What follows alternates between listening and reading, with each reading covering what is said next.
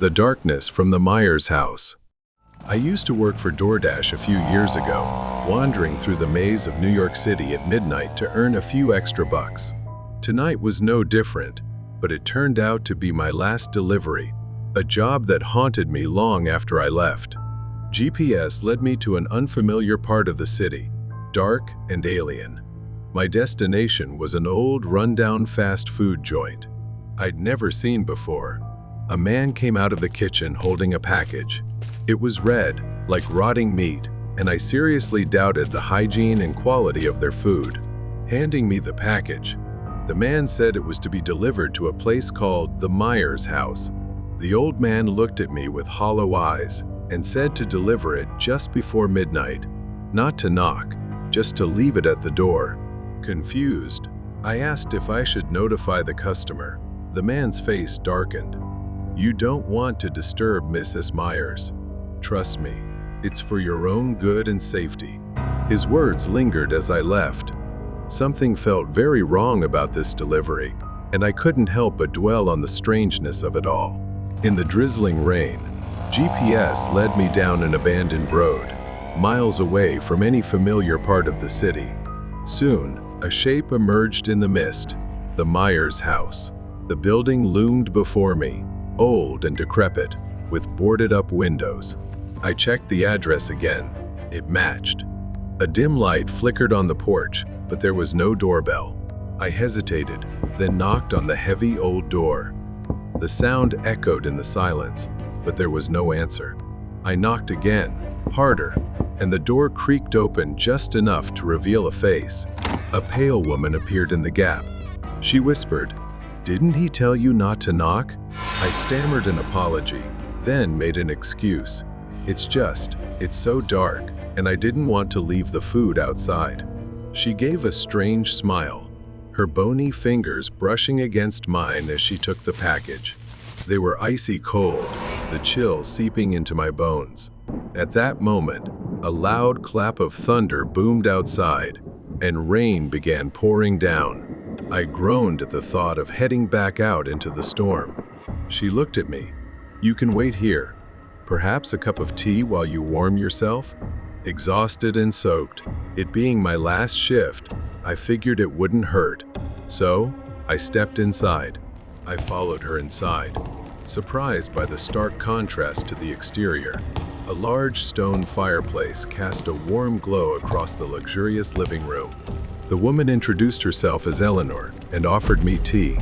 I sat down, feeling a bit uneasy. She began offering me dessert, but I declined.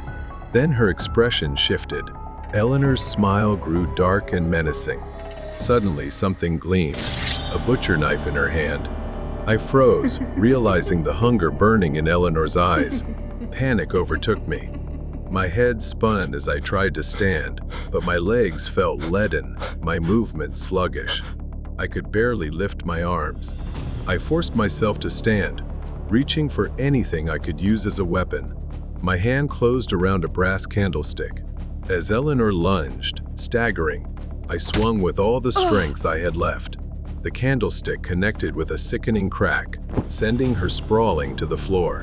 Her bony fingers clawed at the carpet, dragging her broken body toward me, the hunger in her eyes burning brighter.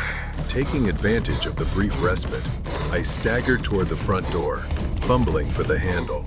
With desperate strength, I yanked the door open. I didn't look back as I ran into the storm. I kept running until I saw and flagged down a passing car, collapsing onto the wet sidewalk. The last thing I saw was a stranger's worried face as I blacked out. I woke up in a hospital room and was told I had been drugged with sedatives. Even more shocking was that the restaurant where I had picked up Eleanor's order had vanished. It didn't exist on GPS.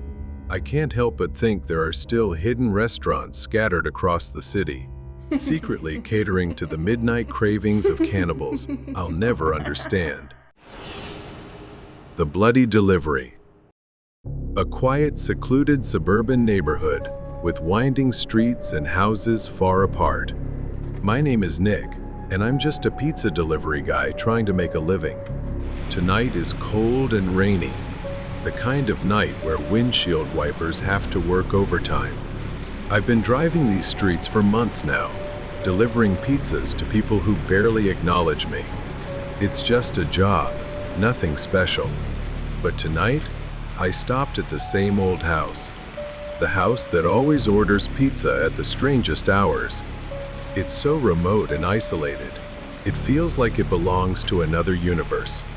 I've been here so many times I've lost count, but there's always been something off about it. I parked in front of the isolated house at the edge of town, stopping at the end of the gravel driveway, headlights illuminating the crumbling porch. The house looked like it hadn't been cared for in years. Overgrown grass, dusty windows, darkened by old curtains swaying in the wind. I took a deep breath, grabbed the pizza box, and stepped up to the front door, knocking on the heavy wooden frame that echoed loudly. For a moment, nothing. Then, the door creaked open. A woman stood there, her faint smile barely lighting up her pale face, illuminated by dim light from inside. Yet her eyes were distant, unfocused, shadowed. "Here's your pizza," I said cheerfully, trying to shake off the unease creeping up my spine. She reached out for the pizza box, her hand extending. But something about her hand caught my eye.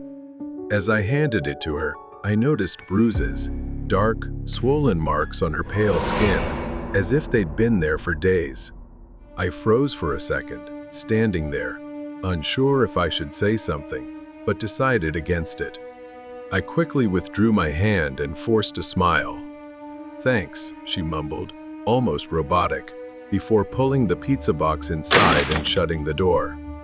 I got back in my car and sat for a moment, thinking. The rain kept pouring, and the world outside felt heavy. I couldn't shake the image of her trembling hand as she took the pizza box from me. But I drove away, trying to push it out of my mind. It was just a strange coincidence, I told myself. Weeks passed. Same routine. I delivered pizza to the same house every few days. I started to feel uneasy, my curiosity growing. One evening, after handing her the pizza, I hesitated and asked, "Excuse me? May I ask something?" But the woman only smiled faintly, shook her head, and closed the door, leaving me unsettled. Each time, the bruises and scratches on her hands seemed worse, this time even on her face, as if they had just healed and then reappeared. My instincts told me something was very wrong. Tonight, there was no regular order, but then I noticed something strange, a note hastily written in black ink taped to the door. It read, "Deliver to the back door. Knock 3 times, hard." I followed the instructions. This time, it wasn't her but a man. He stood there, bloodshot eyes, clearly intoxicated, his breath reeking of alcohol. He didn't say a word, just glared at me.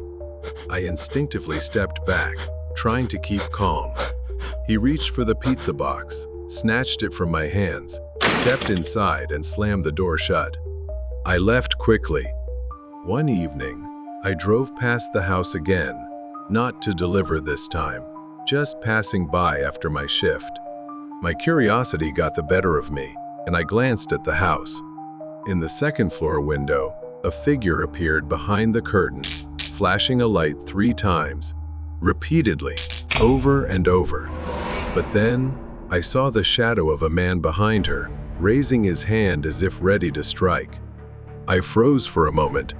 I sat in my car, unable to take my eyes off the house. Something inside me told me I needed to go back. I didn't know what would happen next, but I couldn't ignore it. She needed help. After some thought, I returned to the house, planning to make up an excuse, saying it was a promotional gift for loyal customers. I felt I needed to see the woman again to make sure she was okay. The woman opened the door to pay, her eyes darting down to her hand as if she was deciding whether to say something. I followed her gaze. Then, her hand slowly moved down in an unusual way. She folded her thumb into her palm, then folded all her fingers down. At first, I didn't understand, but then I remembered learning about warning signals. It was the SOS hand signal for help. Before I could react or ask her what was happening, the man appeared behind her and shoved her back. He was still drunk, stumbling toward me with a dark, menacing expression. This time, his face had a fresh scratch, and his clothes were smeared with something unidentifiable, speckled with tiny dark spots. The man looked disoriented, his bloodshot eyes moving sluggishly. He mumbled something incoherent and slammed the door shut. At that moment, I froze in hesitation, unsure if this was my responsibility and whether I was putting myself in danger. Just as I was about to leave, the woman screamed from inside the house. "Help! Please!" Her voice was filled with fear. I dropped the pizza box, instincts kicking in, and rushed through the door without hesitation, quickly moving into the house. I knew a bit about self-defense. I had trained in martial arts for situations like this. As I stepped inside, a scene of chaos unfolded. It was horrifying. She was pinned to the floor, struggling under the man's weight, her face wet with tears, and her hands partially bound. Before I could move, the man charged at me in a fit of rage. But I anticipated the attack, ducked low, and countered with a strong strike to his side, sending him crashing to the floor in pain. Seizing the moment, I pinned him to the floor and used the rope he was tying the woman with to restrain him temporarily, long enough to keep him away from her. He was arrested shortly after, and the truth behind that house came to light. Her name was Angela. The man was her ex-husband. The two had gone through a court-ordered divorce. After she refused to reconcile with him, he kidnapped and tortured her, planning to force her into submission. His recent behavior was the result of a psychotic episode. His obsession turned deadly when she tried to escape. After the incident, I decided to quit my job, unwilling to continue such a dangerous line of work. Angela is now living a happy life with her daughter and her new husband. The deadly farewell. The fluorescent lights flickered overhead as I walked through the sterile hallway of the hospital. I had worked here for years, the smell of antiseptic and the beeping of monitors ingrained in my senses. But lately, something felt different, something that always sent a chill down my spine. My patients came in all ages, but there was one little girl named Tira, perhaps the youngest patient in the hospital. Tira was a sweet child. She often wandered the halls and talked to other patients, though she was mostly alone. One night, while working a night shift, I was doing my rounds as usual. In the empty, long corridor, I heard two people talking softly. It was late, and all patients were supposed to be asleep. I followed the sound, which was coming from room 203. As I carefully opened the door to check, I saw her. Tira was standing near the patient's bed, smiling at me mysteriously and greeting me. But my sudden appearance didn't startle her at all. I reminded her that it was past bedtime and asked what she was doing there. She replied, "Nothing. I just came to say goodbye to George." George was the patient in room 203. He had recently undergone major surgery. Though Tira seemed calm to me, I noticed George's face. He looked terrified and extremely pale. When I turned to remind her and take Tira back to her room, she had vanished as quickly as if she'd never been there. The next day, I went home around 4 a.m. after my night shift ended. It was my day off, so I slept the entire day. When I returned to work and walked past room 203, I thought about checking on George. But when I opened the door, I found a different patient. And I was informed that George had passed away the previous day. I stood frozen in the hallway, suddenly remembering when I asked Tira what she was doing in George's room. She said she came to say goodbye. But why goodbye? Shouldn't it have been good night? Something was very strange. Every time I encountered little Tira, I would find her wandering the empty hallways at night, talking to someone or entering a room. At first, I was skeptical, but I noticed that her presence seemed to coincide with the moments just before a patient passed away. Could she possess the strange ability to know when someone was about to die? Then I searched the hospital records. Tira wasn't listed anywhere. There was no information about her being admitted, and no legal guardianship papers on file. I was stunned. I gradually became obsessed with Tira's story and started investigating her background. My suspicions grew when I learned from a nurse that Tira had died in the hospital just a few months ago after falling down the stairs. However, the nurse insisted the incident was ruled an accident, and the hospital never made it public. My mind reeled. How could Tira still be here if she was dead?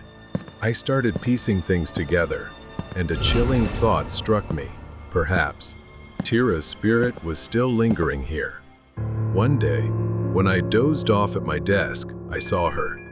She was sitting, crying in my dream. I slowly approached Tira. Tira turned to face me, her pale face and empty eyes brimming with a profound sadness. She said, I've been waiting for you, Dr. Cooper. You're the only one who can help me. I stood frozen, the air thick with fear, or perhaps confusion. I asked Tira, "Help you? Tell me how."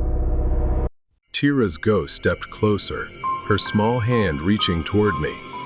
She whispered painfully, The experiment. The experiment killed me. I jolted awake at my desk, drenched in sweat from what I had seen. It was too real, like a cry for help. I knew I needed to act. I dug through old records, my hands trembling. I found it, just a copy, a part of a plan I'd never seen before. It all seemed to point to a dark secret. The deeper I delved into Tira's past, the more I realized her death was no accident. In reality, it was the result of an illegal medical experiment involving an unapproved drug to test the limits of human pain endurance and survival. Tira was selected as a test subject due to the influence of her adoptive father, a man working at the hospital as part of an underground network of unethical experiments. The drug used on Tira was untested and had horrifying side effects. Tira's death was the culmination of a cover-up to protect the hospital's reputation. One night, while working the night shift at the hospital, I heard strange noises, like a child crying, coming from the abandoned wing of the hospital. The sounds led me down a hallway that hadn't been used in years. My heart pounded as I pushed open a door, revealing a forgotten room. Tira stood there, her figure faint in the dim light, her eyes filled with sadness and pain. She told me that she couldn't leave, and that she had been trapped in the hospital ever since her death. Her spirit was tethered to the hospital, bound to the hallways, unable to move on until the truth about her death was revealed. Tira had guided other souls to the afterlife, but she herself was trapped here. When I made my final efforts to reveal the truth, the hospital management and the girl's adoptive father tried to discredit me, even going to great lengths to silence me by threatening my career. The hallways were empty, the hospital eerily silent. I walked through them, knowing they were trying to stop me. But I didn't falter, and I was determined to report everything to the authorities, ensuring that those responsible would be held accountable. As the authorities investigated, I stood in a patient's room, moonlight streaming through the window. I saw the silhouette of a little girl standing behind me. It was Tira, appearing now in a more peaceful form. She smiled, her eyes filled with gratitude. She thanked me, her voice gentle, as her figure began to fade away. Tira's departure finally brought clarity. The hospital faced public outrage, and the administration was forced to shut down. Her adoptive father was arrested for his involvement in the illegal experiments, and justice was served. Although Tira's ghost was gone, the darkness of the hospital remained, reminding me that the line between life and death, between justice and illegality, is often much thinner than we imagine. The Uber driver's nightmare trip. The Uber nightmare, it was just another night on the job. Not that I enjoyed these late shifts, but my rent was due in a week, and I'd already spent all my money on new tires and an oil change. I had been driving every night. I really hated driving at night. The fog, the isolation, it always gave me chills. I had just dropped off a drunk couple from a bar when my phone buzzed, signaling the next ride. As I drove to pick up my next passenger, I noticed it was the exact spot where I had picked up the couple just half an hour earlier. I figured it was just a strange coincidence. I stopped at the pickup location but didn't see anyone. The fog had thickened, as if swallowing the entire street. I honked the horn and glanced around to see if anyone was coming, but there was no one. I quickly checked my phone to confirm the pickup spot on the app. Just as I was about to double-check the app, my back door suddenly opened, and my heart nearly jumped out of my chest. I let out a nervous laugh, even feeling a little embarrassed. It was a man. He didn't say a word as he got in and sat down, clutching a brown paper bag tightly. There was something unsettling about the way he held that bag. After a moment, he told me he knew the couple I had just dropped off.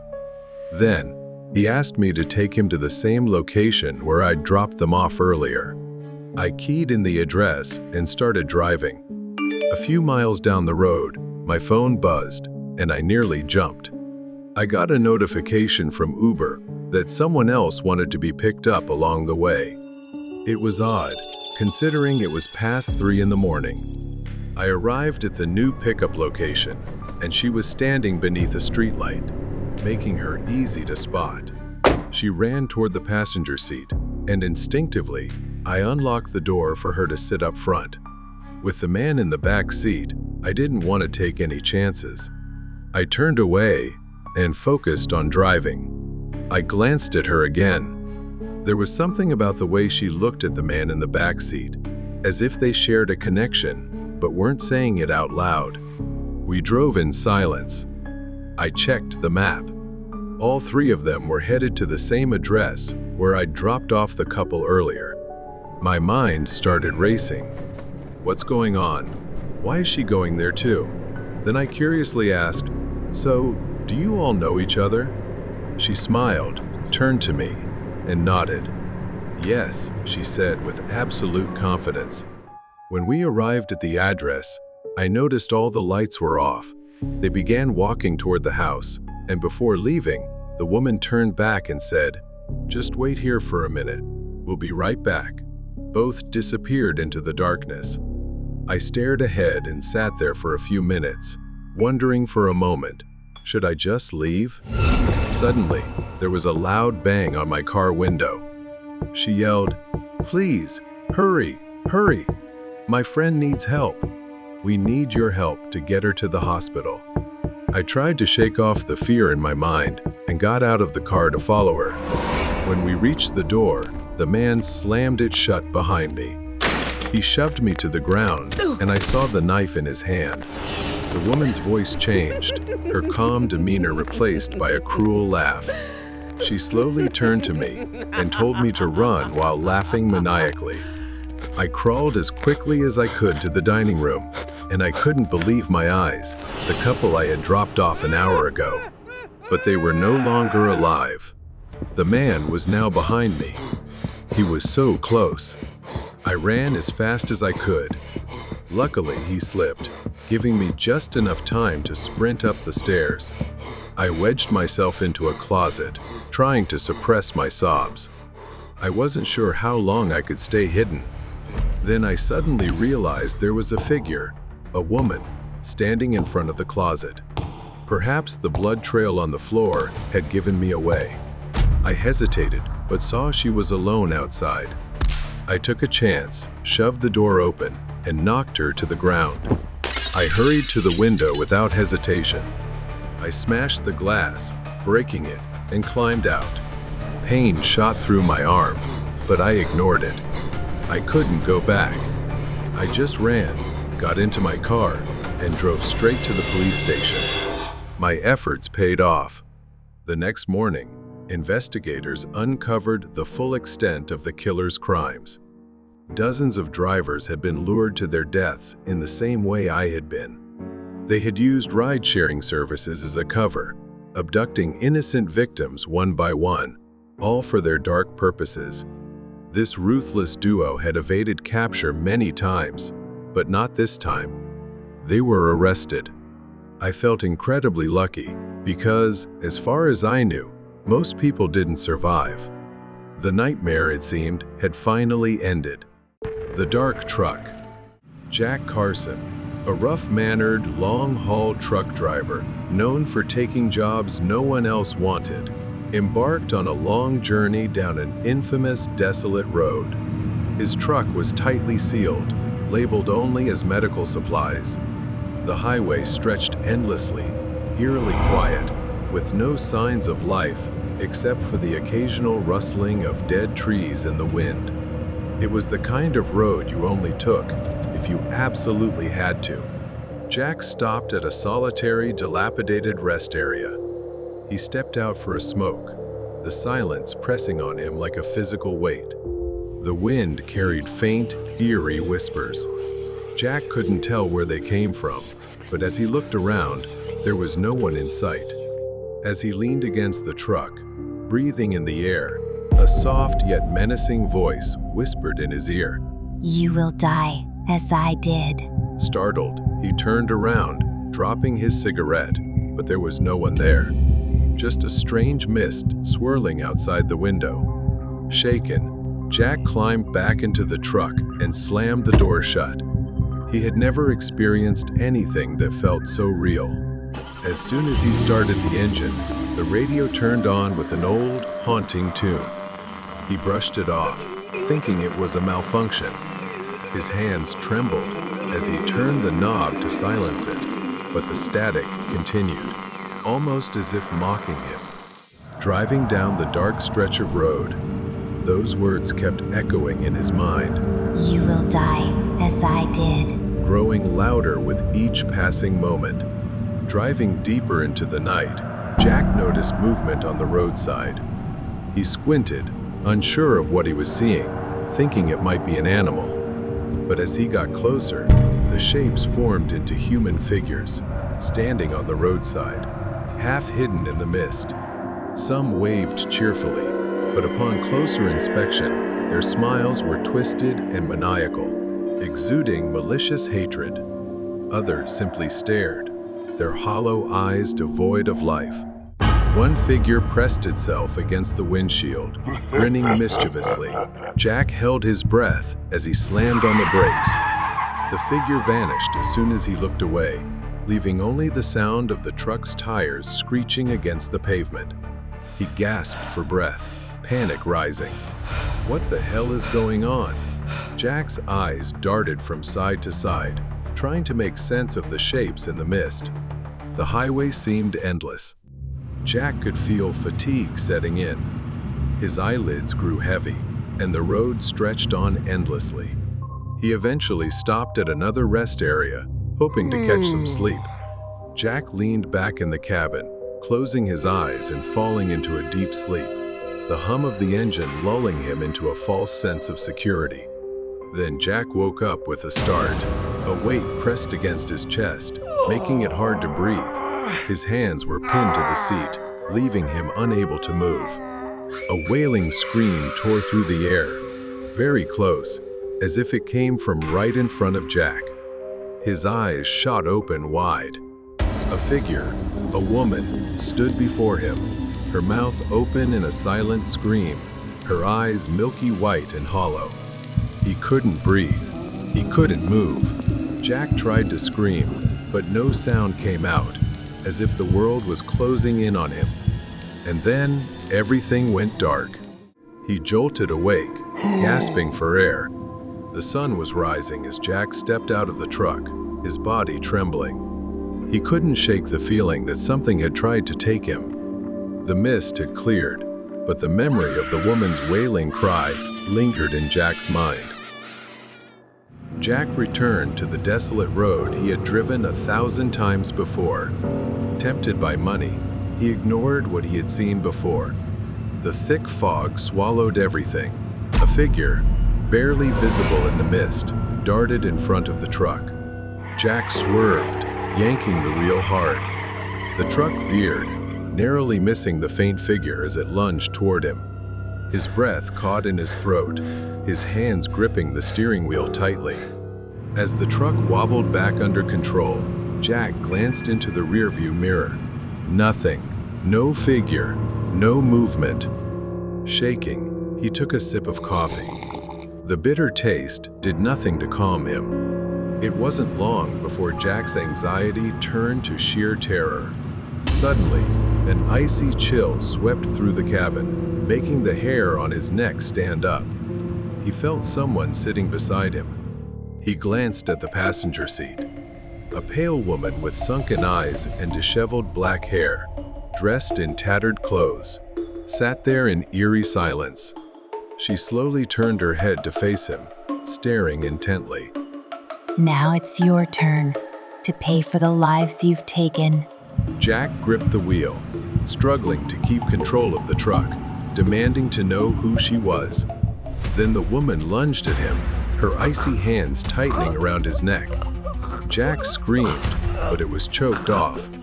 Disoriented, Jack instinctively hit the gas as he struggled to break free from the crushing grip. The truck swerved, its tires screeching on the wet road. Jack's vision blurred, his mind spinning as if he were sinking into darkness. He gripped the wheel with one hand, the other flailing in the air. His fingers passed through her futilely. "Please don't do this."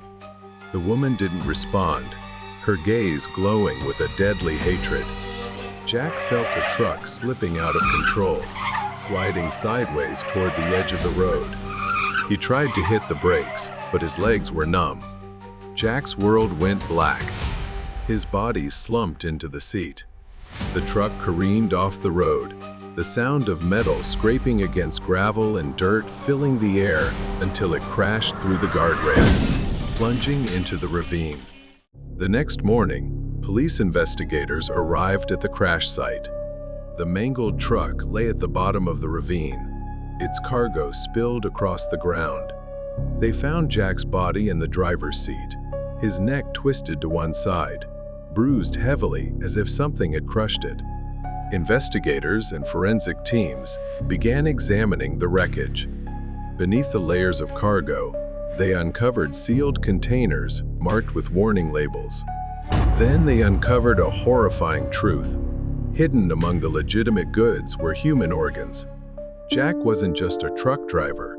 He was a trafficker of human organs, disguised as a legitimate cargo hauler. As the investigation unfolded, it revealed an illicit network that Jack was a part of, operating under protection for years. Many innocent lives had been lost at the hands of these merciless criminals. The ghost of the woman stood at a distance, her purpose fulfilled. For Jack, it was too late. He had no chance to turn back. He had faced the consequences of his actions. The obsession of the stalker.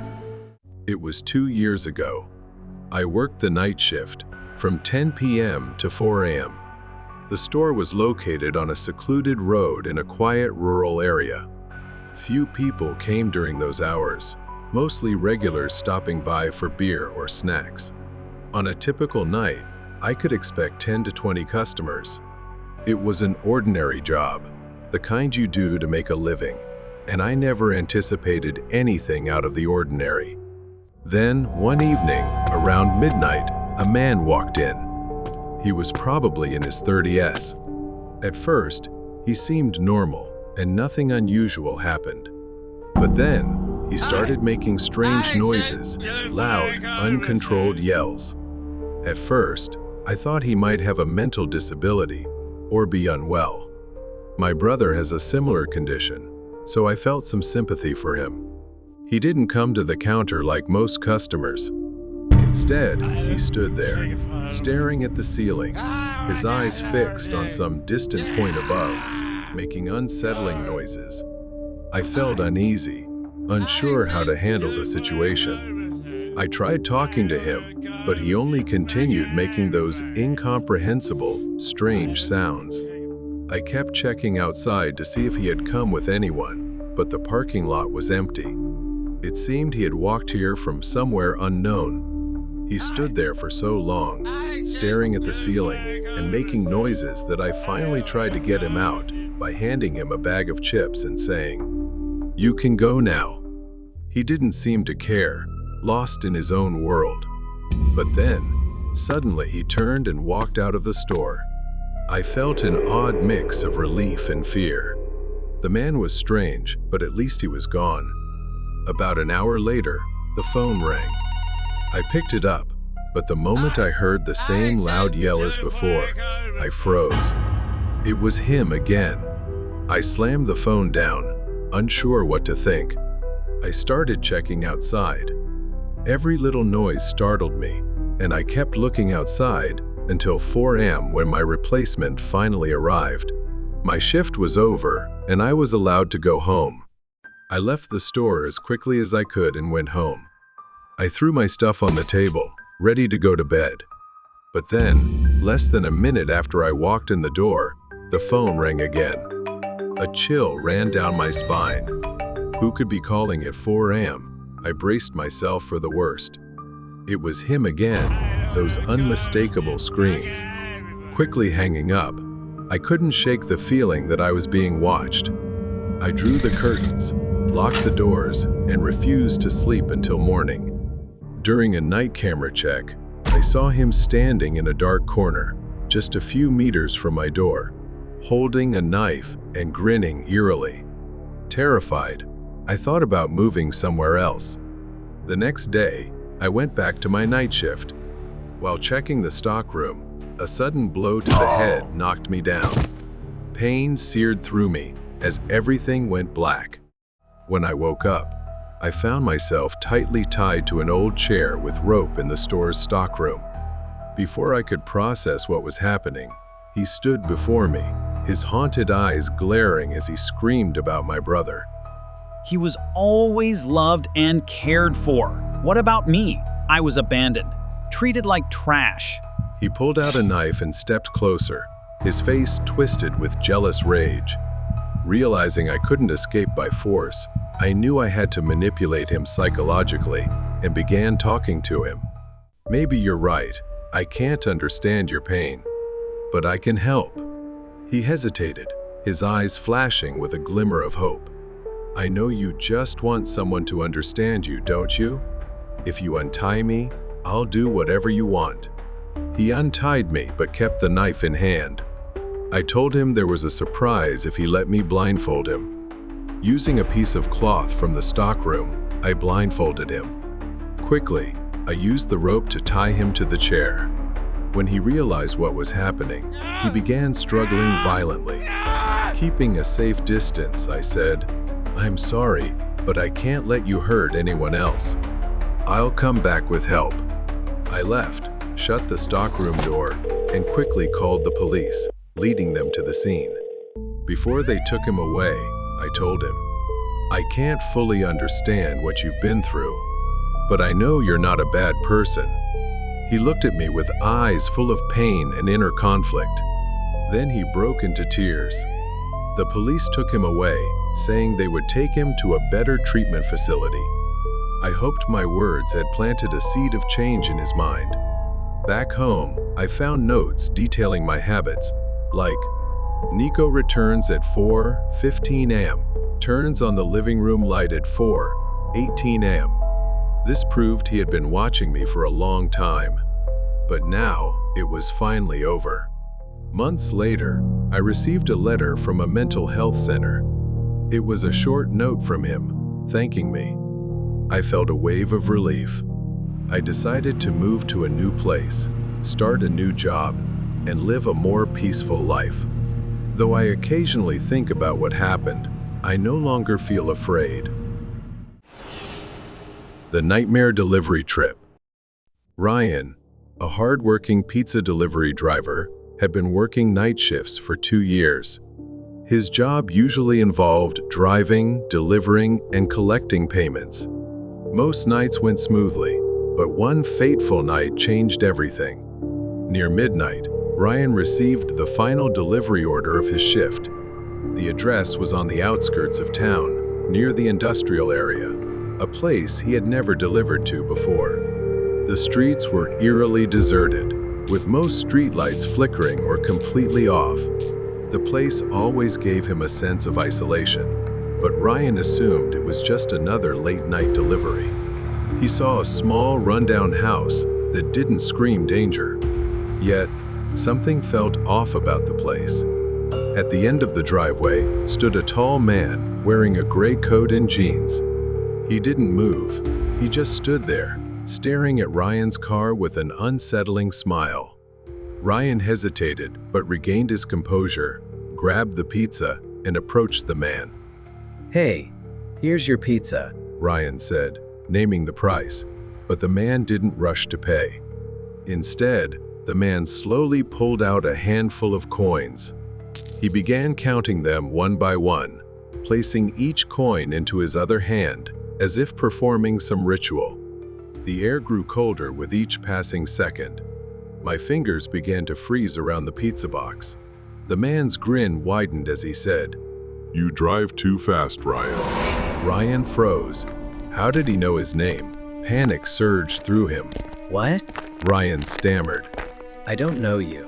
I don't think we've met before." Then Ryan quickly backed away. He hurried back to his car, started the engine, and drove off. But when he glanced in the rearview mirror, he saw the man still standing there, holding the pizza and staring at him. But that wasn't the last time. A week later, near the end of his shift, Ryan's manager assigned him one final pizza delivery for the night, another strange order. The address was a house on the outskirts of town, near where he had gone before. The house he arrived at looked abandoned, with boarded-up windows and peeling paint. A note was taped to the door, delivered to the basement. A chill ran down Ryan's spine. Delivering to a basement was unusual. Reluctantly, needing to finish the job, he decided to follow the instructions. As he approached the basement door, he hesitated. A loud creak sounded as he opened it, revealing a narrow, chilly staircase leading down. Something felt off.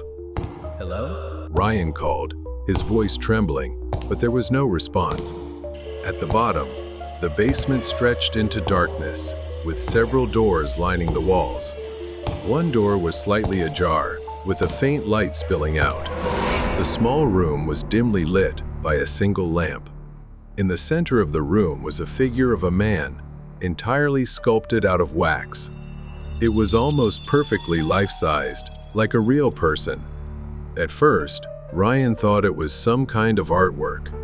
The figure slumped in a chair, its wax face eerie and lifelike, with deep eyes and a twisted, unsettling smile.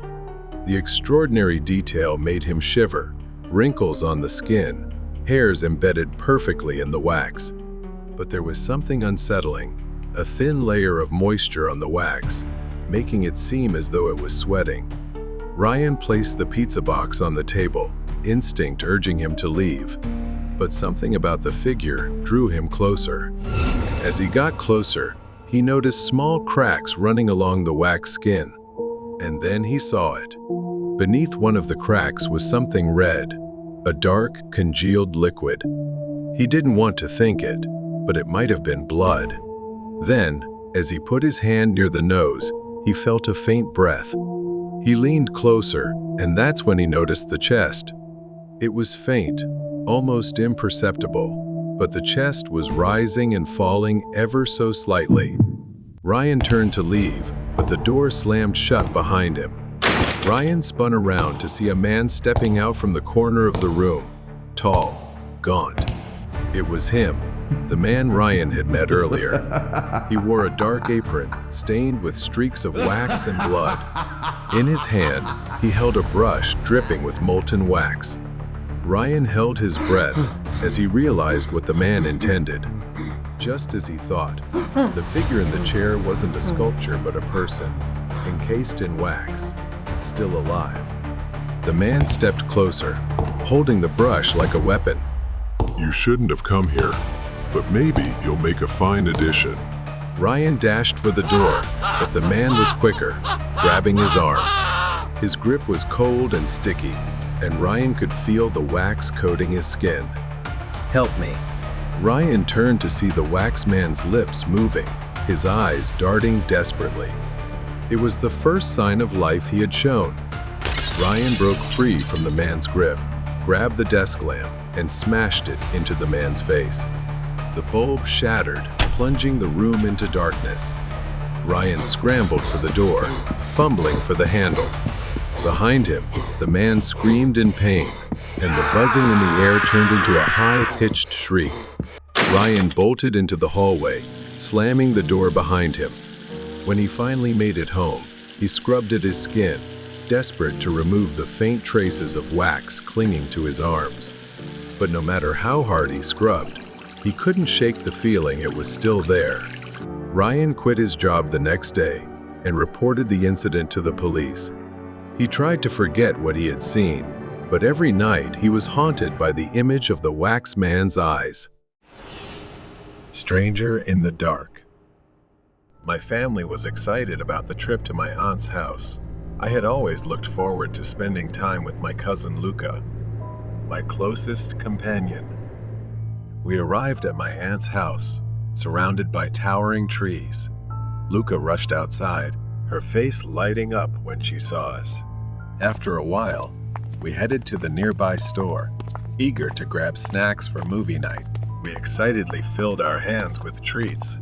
As we were about to walk home, a man called out to us. I turned around to see a well-dressed man holding a bag of chips. He smiled warmly, and instinctively, I moved closer. The man handed me the bag of chips, and his friendly demeanor put me at ease. I thanked him and walked away without giving it much thought.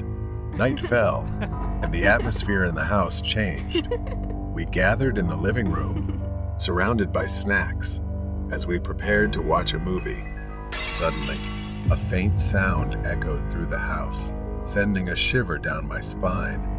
I exchanged a worried glance with Luca, asking if she had locked the door. She hesitated, unsure, and decided to check. The weight felt unbearable as I stood there. My anxiety grew, and I got up to see why she was taking so long. As I stepped into the hallway, my heart stopped. Luca was lying unconscious on the floor, and a masked man was standing next to her. My breath caught in my throat as panic surged through me. I staggered back, feeling paralyzed with fear. The man noticed me and rushed forward. I turned and ran toward the kitchen, slamming the door shut behind me, locking it just as I heard him pounding on it. I glanced back at the door, the man's pounding echoing in my ears. I couldn't leave Luca behind, even though fear gripped me. Summoning all my courage, I grabbed a plate from the kitchen rack. When the noise outside stopped, I slowly opened the door for a peek. Suddenly, the door burst open, knocking me back. I managed to swing the plate toward him in desperation. It shattered on his head, fragments flying everywhere. Blood streamed from the wound as he staggered back, dazed. I rushed into the kitchen, my hands trembling as I grabbed my phone. I tried to dial for help, but I couldn't press the buttons. I was too shaken, not knowing what to do. I ran to check on Luca. I splashed water on her face, and after a moment she woke up. Confusion replacing her unconscious state. Relief washed over me, but I knew we weren't safe yet. When I heard the man stirring, a cold wave of fear swept over me. I couldn't let him find us. I whispered to Luca that we needed to hide. We crept into the kitchen and hid behind the counter. The door creaked open, and I held my breath. I peeked out and saw him searching for us, his eyes scanning the room with a predator's hunger. Fear suffocated me as I gripped Luca's hand tightly. I heard him coming closer, his footsteps making my stomach churn. The sound stopped, and for a moment, silence blanketed the house. Then the lights flickered, plunging us into darkness. Suddenly, I shuddered as a cold hand gripped my shoulder. I turned around, and it was Luca, her eyes wide with fear. I could barely see the silhouette of the man in the darkness. Instinctively, I crept forward again, pulling Luca toward the back door, where the faint moonlight streamed in. We dashed outside, running frantically toward the trees that surrounded my aunt's property. We heard the man's laughter echoing through the trees, sending chills down my spine. We spotted a narrow path ahead, leading deeper into the woods. We had no other choice. The path opened up to a cliff overlooking a dark abyss. Panic surged inside me. There was nowhere left to run. Luca and I slowly backed away, but the man kept coming closer, his eyes gleaming with malice. I could feel my heart racing as I tried to reason with him, my voice trembling. He lunged at us, and instinctively, I pushed Luca aside. In a desperate attempt, I grabbed a sharp rock from the ground and held it out, ready to defend us. The man laughed, unfazed by my feeble weapon. He lunged again, but this time I dodged to the side. In the chaos, the man stumbled, losing his balance at the edge of the cliff. Time seemed to slow as I watched him teeter on the brink, his expression shifting from confidence to panic. He flailed, reaching out into the air. With one last gasp, he slipped and fell off the cliff, his scream fading into the night. Luca and I stood frozen, gasping for breath, our hearts pounding. We looked at each other, the reality of what had just happened sinking in. Finally, we followed the path back home. We rushed back home, locking the door behind us. I collapsed onto the chair, trembling, while Luca sat next to me, her eyes wide in disbelief. I realized the gravity of everything and decided to call the police about the horrifying events. I felt grateful because just a little more, and we could have lost everything. Night shift nightmare. Jen was sitting at the dimly lit reception desk, trying to stay awake. She was checking the computer, reviewing her work, when suddenly, she felt someone lightly tap her on the shoulder. Startled, she turned around but found no one there. Worried, she chuckled, dismissing it as fatigue in her imagination. But a few minutes later, she felt a light but distinct tug at her hair. She froze, her hand slowly moving to the back of her head. The vague sensation of fingers lingered, as if someone was right behind her, almost unseen. She suddenly turned around again, but there was nothing. Then a book on the far end of the desk fell to the ground with a loud thud. As she shifted in her chair, Jen jumped. She focused on the book on the floor, the silence enveloping her. She shook her head to clear it and tried to brush it aside. She walked to the break room to collect herself. As she poured coffee into her cup, the feeling of being watched grew stronger, as if eyes were staring at her from the dark corner of the room. At 3:30 a.m., Jen returned to the lobby, sitting back at her desk, clutching her coffee cup. She checked the security cameras on her computer screen. Suddenly, the doorbell rang. She jumped up, quickly glancing outside through the glass, but only her own reflection stared back. Her hand lingered on the doorknob, uncertain. After a tense few seconds, she unlocked it, cracked it open, and peered outside. The night air was cold and empty. Jen closed the door and returned to her desk.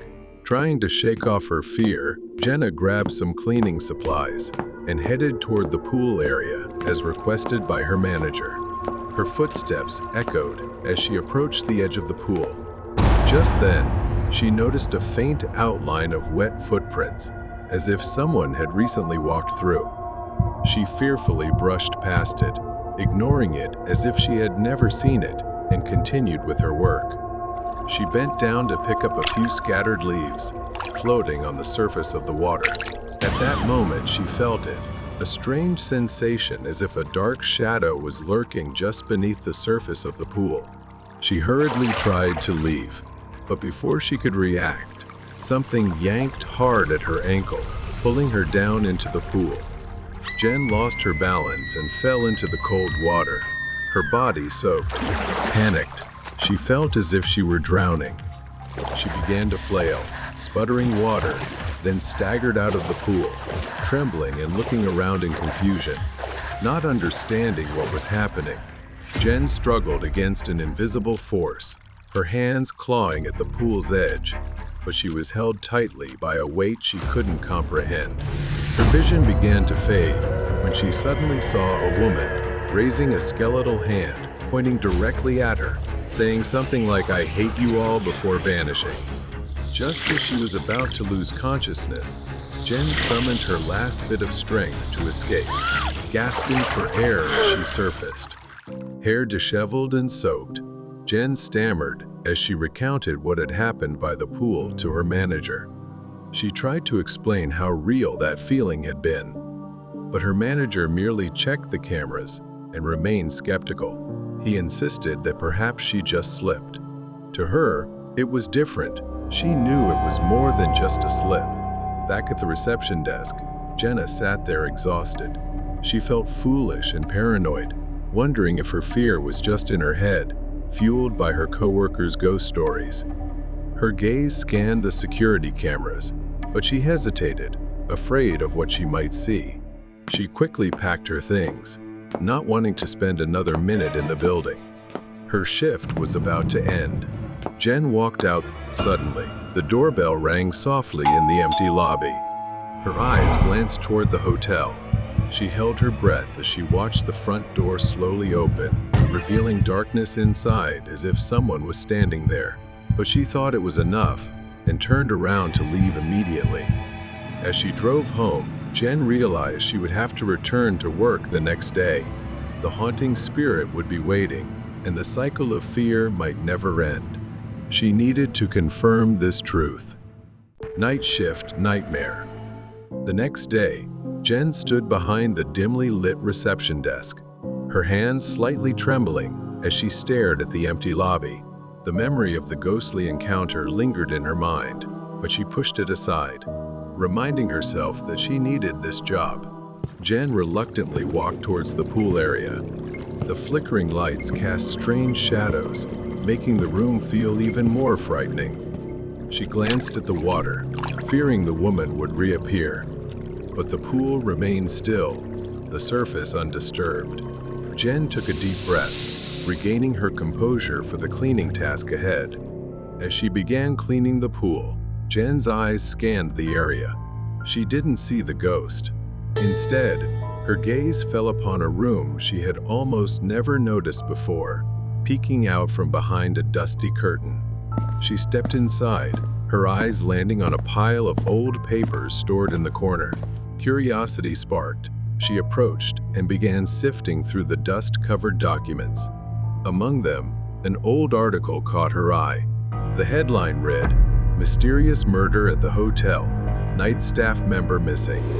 The article recounted an incident nearly a year prior, where a woman was brutally murdered by one of the hotel's night staff during a blackout. The next morning, the disfigured body of the woman was found with a flower pinned to her dress, but there was no sign of the staff member responsible for the crime. Jenna's mind raced as she processed this information, piecing together the fragments of a tragic story. Determined to shake off her fear, Jen continued her work. But as she bent down to pick up leaves, she felt someone behind her. She hesitated, fear enveloping her.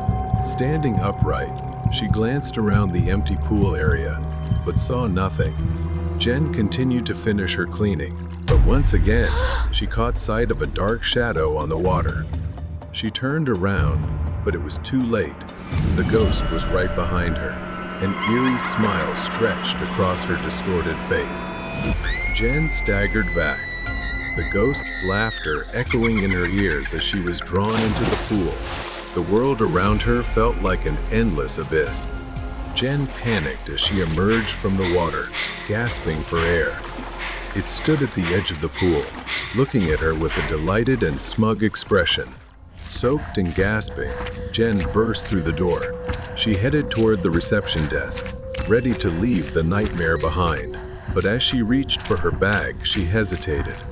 She recalled the wronged woman she had seen in the article had also gone missing right there. Could it be her? What if that woman needed her help? The thought lingered, gnawing at her conscience. After much inner turmoil, she decided to return. Upon reaching the pool again, Jen looked around and saw the woman standing at the edge. But then she shouted, "I will help you find him." Jen could see the woman's expression change. She slowly reached out, brushing her icy fingers across Jen's forehead. Images flooded Jen's mind.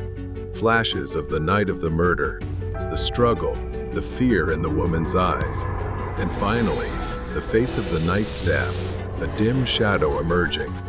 She returned to the reception desk. Using the hotel's security system, Jen searched for anything unusual, scanning the old footage from that fateful night, but most of it had been nearly erased. However, he missed one scene, him entering through the back door, with small dirt clumps still scattered on the ground. It led to the large abandoned area behind the building. The next day, Jen began searching for hidden evidence. Following the woman's memories, she rummaged through the abandoned land behind the hotel. Jen continued to dig. She discovered broken branches and leftover, but nothing resembling the evidence she sought. She felt like giving up. On the second night, Jen dreamed of the ghost, her distorted face contorted in pain.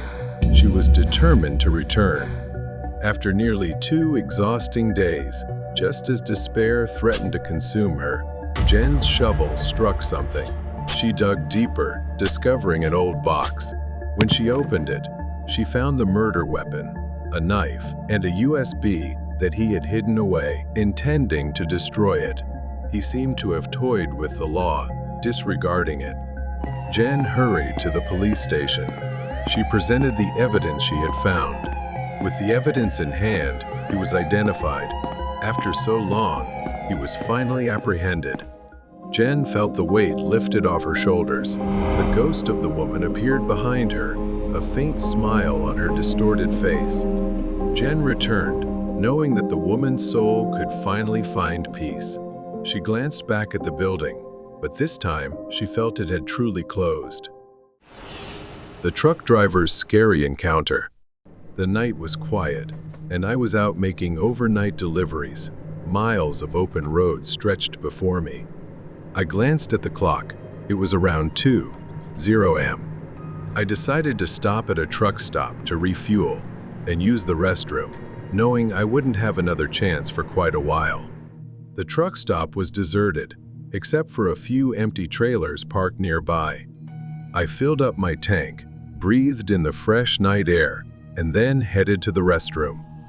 The stillness was unsettling, a strange quiet that made me feel restless. With a full tank, I climbed back into the truck, heading toward a stretch of road that would take me through dense woods. It was a long, desolate road, flanked by trees on either side, with no towns, no lights, just the road and the dark forest. An hour later, I was deep in the woods, half awake and half asleep, when something caught my attention ahead. At first, I thought I was seeing things, but as I got closer, I realized there was a figure standing at the roadside. The figure was motionless, just standing there, neither waving nor calling for help. They simply watched me pass by, their face a lifeless, emotionless mask. The figure faded into the darkness behind me as I continued driving, but I couldn't shake the image from my mind. About a mile later, I spotted another figure. This time, it was a woman. She stood at the roadside, wearing ripped jeans and a red sweatshirt. As I approached, our eyes met, and a wave of fear washed over me. She didn't move, didn't gesture. She simply stared, her gaze cold and unblinking. I glanced in the rearview mirror, catching a final glimpse of her as she turned her head to watch my truck go by. Her eyes locked onto mine through the glass. I gripped the steering wheel tighter, trying to shake off the fear and keep going. I turned my attention back to the road, and my heart nearly stopped. Lying in the middle of the road was a body, sprawled out, arms and legs wide. I slammed on the brakes, the weight of the truck lurching forward as I came to a sudden stop. My mind raced as I stared at the figure lying in the road. I couldn't tell if they were dead or alive, but they were completely motionless. There were no signs of an accident, no debris, no skid marks, just this body, as if they had simply lain down in the middle of the road. I felt the need to go outside to check on them. The forest loomed on both sides, dense and dark, and I couldn't shake the feeling that I was being watched, that there were eyes lurking in the shadows, just beyond the reach of the headlights. I slowly maneuvered the truck around the body lying in the road, my heart pounding, my mind swirling with doubt. Maybe I should stop and check, just to make sure they were okay. I parked the truck a short distance away, and reluctantly, I stepped outside, but there was something about the way they were lying. I was almost there when a horrifying realization struck me. The body was no longer lying on the ground. It was standing upright, staring directly at me with empty, soulless eyes. That figure took a step forward, his movements jerky. Perhaps that was when I realized I had been lured into a trap. I turned to run back to the truck, but the figure lunged forward, moving quickly, intent on hunting me. I had no choice but to flee into the woods. Then I stumbled and fell hard to the ground. A sharp pain shot through my ankle as I tried to get up, but that figure had come closer, a malicious look on their face. I grabbed a fairly large broken branch and held it out in front of me as he slowly approached with a sinister smile. I fought back with everything I had, but he was very strong, moved quickly, and was brutal. When he kicked me in the hip, I staggered backward. I thought everything was over, but a loud explosion echoed through the trees. I followed his gaze and saw a hunter standing nearby, his rifle aimed directly at my attacker. Under the dim moonlight, the hunter's tough and determined face pulled the trigger. The attacker staggered back, clutching his shoulder, dazed for a moment. The attacker staggered, trying to flee, but he was no match for the hunter. The hunter quickly seized him, easily subduing him. He started pulling out his phone and calling the police. I fell to the ground, relief and exhaustion washing over me at the same time. Soon, the flashing lights of police cars cut through the darkness, illuminating the forest. Officers approached, weapons drawn, securing the area as they took my statement. A few days later, I learned the police's conclusion. They called me into the station for a statement and some information. I found out that the man I had encountered, the one lying in the road, was not a stranger to the area. They identified him as a notorious criminal, wanted for a series of highway robberies targeting truck drivers. He and his accomplices planned and staged fake accidents to lure drivers out of their vehicles.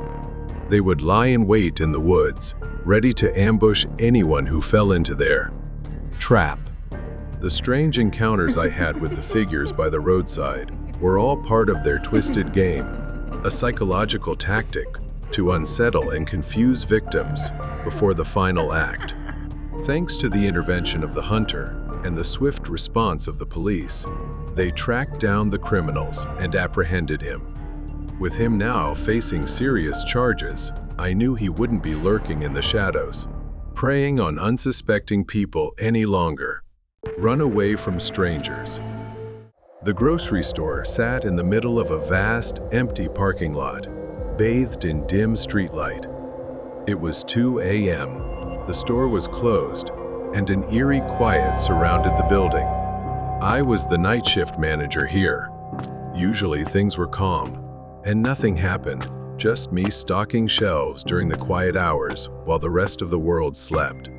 I had been working non-stop since my shift began at 10 p.m., trying to get everything done. My focus was broken by a soft knocking sound. It was coming from the front of the store. I left my cart behind and walked toward the sound. Through the large glass windows, I saw him, a man. I approached the glass door. I asked him what he wanted. He demanded I open the door. His face was expressionless, devoid of a smile, just cold eyes staring at me. I told him the store was closed and he couldn't stay here. As I turned to leave, a loud bang made me whip around. The man's fists pounded the glass, over and over, each hit louder and angrier than the last. This guy wasn't just some harmless drifter. I pulled out my phone, threatening to call the police. Only then did he step back, his eyes still locked on me, full of rage. He slowly walked into the darkness of the parking lot. The tension in me eased slightly. He was gone. I put my phone away and tried to refocus on my work. 15 minutes passed. The knocking, the pounding, the man, all faded from my mind as I got lost in stocking the shelves. But then I heard metal breaking, like something being torn apart. I abandoned my cart and ran toward the front, fear swelling in my chest.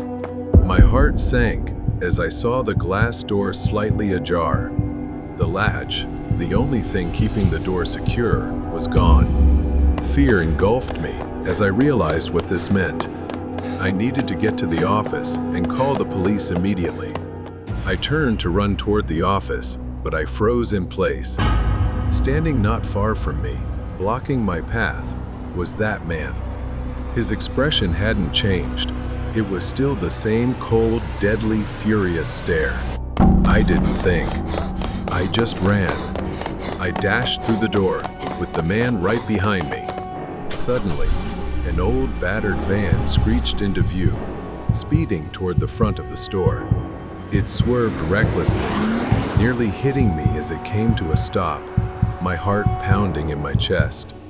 I moved forward, running past the van, but then everything turned upside down. A sudden, sharp pain erupted in the back of my head. My body stumbled forward as I collapsed onto the ground. I didn't even have time to process what had happened before everything began to blur. I felt hands grabbing me, roughly lifting me off the cold asphalt. My vision faded, darkness closing in, and the last thing I remembered was the roar of the truck's engine and the sensation of being dragged inside. I woke up to a pounding headache, my wrists tied tightly behind my back. The truck jolted and swayed as it sped down an unfamiliar road. My mind was foggy, disoriented. For a moment, I had no idea where I was. I began piecing it together. The man. The truck. I had been kidnapped. I knew I needed to act quickly. I glanced around. Inside was pitch dark, but then I saw it. A pile of old tools, a rusty toolbox, and a few scattered pieces of metal on the floor. I twisted my wrists, testing the ropes. They were tight, but I could feel a slight give, just enough to give me hope. I heard the guy muttering to himself up front. This wasn't over. I took a deep breath, calming the rising panic within me. I needed to think, and I needed to get out. I edged closer to the toolbox, my fingers searching for anything sharp. It was tricky, but I managed to find a small piece of metal. I awkwardly twisted my hands, scraping the metal against the ropes. Every bump in the road threatened to give me away, as the pain nearly made me cry out. Suddenly, I felt the ropes loosen. A few more scrapes, and they snapped. My wrists were free, but I couldn't move too quickly. I glanced at the front seat, where I could see the back of the driver's head. He hadn't realized I was awake. I noticed the door lock was undone. I needed a plan. The truck slowed as it turned sharply onto a dirt road. The moment I had been waiting for. Taking a deep breath, I pulled the back door open and leaped into the night. I hit the ground hard, pain radiating through my body as I rolled across dirt and gravel. For a moment, I thought I couldn't move, but adrenaline surged within me. I staggered to my feet, running into the thick darkness of the surrounding trees. Behind me, the old van came to a halt.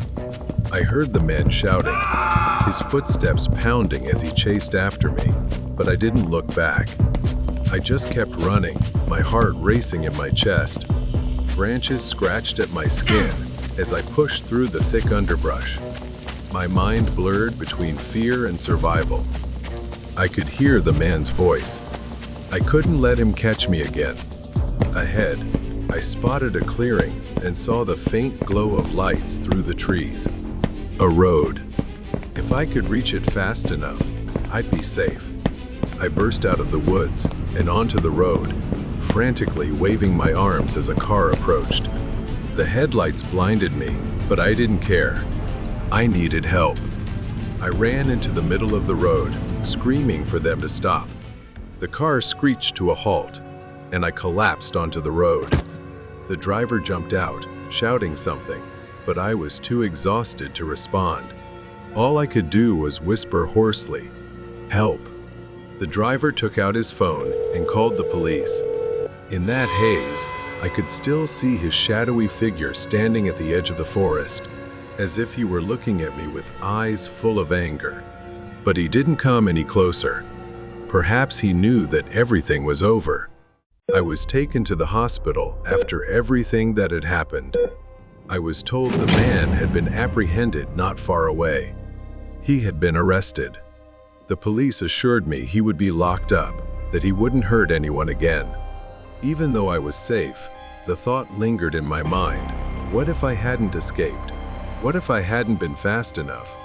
The fear remained, clinging to the edges of my mind, but I knew I had survived. I had been lucky to make it through that night shift alive. Night at the gas station. That night, snow fell, freezing cold. The wind howled as I drove into the parking lot of the gas station where I worked the night shift.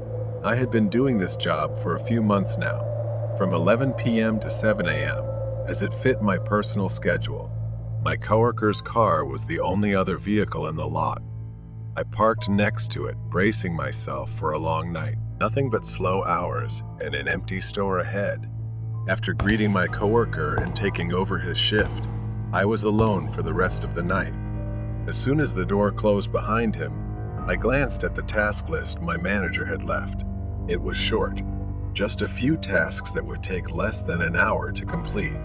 Around midnight, a car pulled into the station, catching my attention. It was an old SUV, pulling up to one of the gas pumps.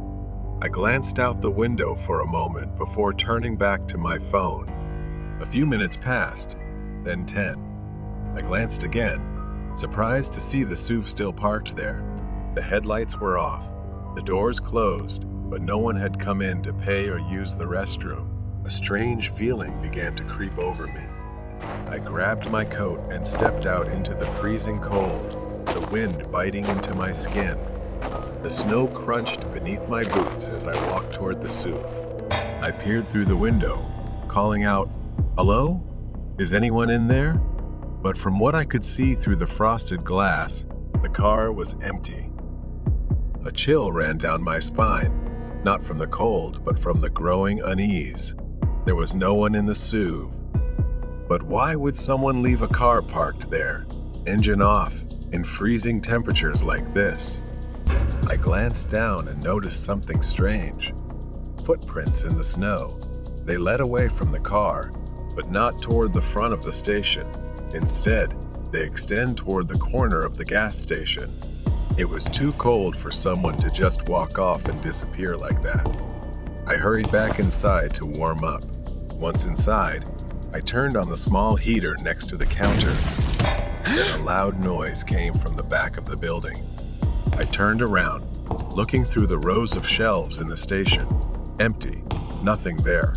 Slowly, I started walking toward the noise coming from the back of the gas station. There on the floor were small puddles of dirty water, the kind that could only come from melted snow. I followed the trail, leading me to the storage room in the back. I stopped at the door, and in the dim light of the storage room, I saw a figure half hidden among the shelves. He was standing there, tall, broad-shouldered, with a scruffy beard that gave him a disheveled, intimidating look. He was staring right at me. I stood frozen, trembling. My mind raced, trying to process what I was seeing. Who was he? How did he get in? Then he moved slightly, stepping forward. Instinctively, I backed away, my hands trembling as I reached for anything to defend myself with. My fingers touched a metal crowbar leaning against the wall. I gripped it tightly. I stammered, my voice barely a whisper. "Who are you?" But he didn't answer. As I raised the crowbar, the cold metal felt heavy in my hand. I warned him, telling him to back off or I'd call the police. He took another step forward. I screamed louder in desperation, "I'm warning you." I swung the crowbar through the air. He staggered back, slipping on the wet floor. He groaned, clutching his leg as if he twisted it in pain. The opportunity was there, and I didn't miss it. I bolted back to the front of the store.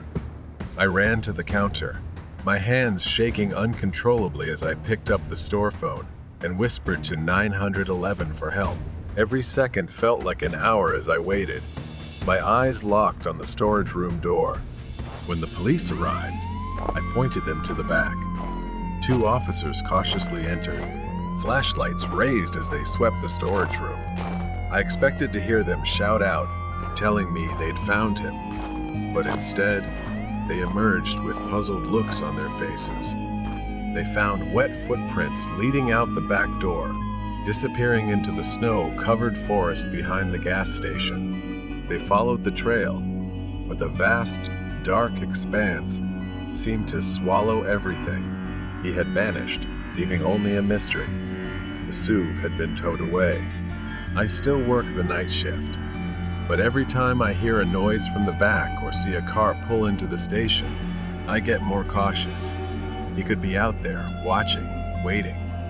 But one thing is certain, I was lucky to survive that night. Night at the gas station. The return. The memory of that snowy night still lingers in my mind. It's been over 2 weeks, and the police are still searching for him. Since then, unease has stayed with me. I've become more cautious, more aware of every detail. I thought it was over, but I was wrong. Light snow fell tonight, and the parking lot was empty. No cars, no customers, only the constant hum of the station lights and the heater struggling to keep the cold at bay. I gazed out the window, just like I had every night since then. I decided to keep busy with the small tasks my manager had left me. Stocking shelves, wiping the counter, anything to keep my mind occupied. As I bent down to organize some snacks, I heard it. A soft creaking sound from the back. It was the same sound I had heard that night, the one that led me to the storage room. I stood up slowly, waiting, listening for more. I told myself it was nothing, but I couldn't shake the feeling that I was being watched. Just as I began to relax, headlights swept across the parking lot. A car slowly pulled in. It was the same type of SUV again. I froze, watching it stop near the gas pump. I grabbed my coat, knowing I couldn't avoid this. A feeling of dread crept over me as if everything was about to happen again. I stepped outside, the cold wind biting my face as I approached the SUV. I cautiously peered inside. This time, there was someone inside. A man wearing a thick coat, his face partially obscured by a knit hat. I asked, "Do you need help?" The man didn't respond right away. He slowly turned his head, his movements deliberate. Then he spoke in a low, raspy voice. "I am here for what I left behind." Before I could respond, He opened the car door and stepped out. He was tall and moved toward me, and instinctively, I took a step back. I ran inside, slamming the door shut. My fingers fumbled for my phone to call the police. I gasped as I told them, "He's back. The man from before. Please send help." I glanced around, looking for the crowbar I had used before. It was leaning against the wall near the counter. I grabbed it tightly as I heard the man approach the entrance. The door rattled as he tried the handle, but it was locked. Then I heard him move toward the back door. I crept toward the storage room. The back door was still shut, but I knew he was out there. I could hear him moving, his footsteps crunching in the snow. Suddenly, the door handle began to shake. I backed away, gripping the crowbar. The door creaked open slowly, letting in a rush of cold air. I could see his silhouette. It was still him. The scruffy beard, the broad shoulders. His eyes fixed on me, wild and crazed. This time, I didn't wait. I swung the crowbar. He ducked, barely dodging the blow. I swung again, and this time, I hit his arm. He groaned in pain, staggering back, but he didn't fall. Instead, he lunged at me, grabbing the crowbar with a force I didn't expect. The metal slipped from my hands and fell to the ground. I stumbled back. Then I saw my chance the exit, and I ran as fast as I could toward it. I ran outside, the snow crunching beneath my boots. I could hear him behind me. I sprinted toward the forest, needing to get away from him. Branches whipped against my face as I rushed into the woods, the cold biting into my skin, causing sharp pain. I tripped. My foot caught in a tree root hidden beneath the snow. It sapped all the strength out of me. I tried to get up, but before I could move, I felt his hand grab my ankle, pulling me back. I kicked out, sending him staggering with a cry of pain. I got up and kept running toward the edge of the woods. In the distance, I saw the flashing lights of a police car. I collapsed into their arms, gasping for breath, pointing toward the forest. "He's still in there." At that moment, he came running out of the woods as the police closed in. For a split second, the crazed smile on his face vanished. He turned to run, but it was too late. The police were right in front of him. He thrashed and squirmed violently as they wrestled him to the ground and cuffed him. The SUV had been towed away, and the man was gone, but the unease remained. The store was quiet again.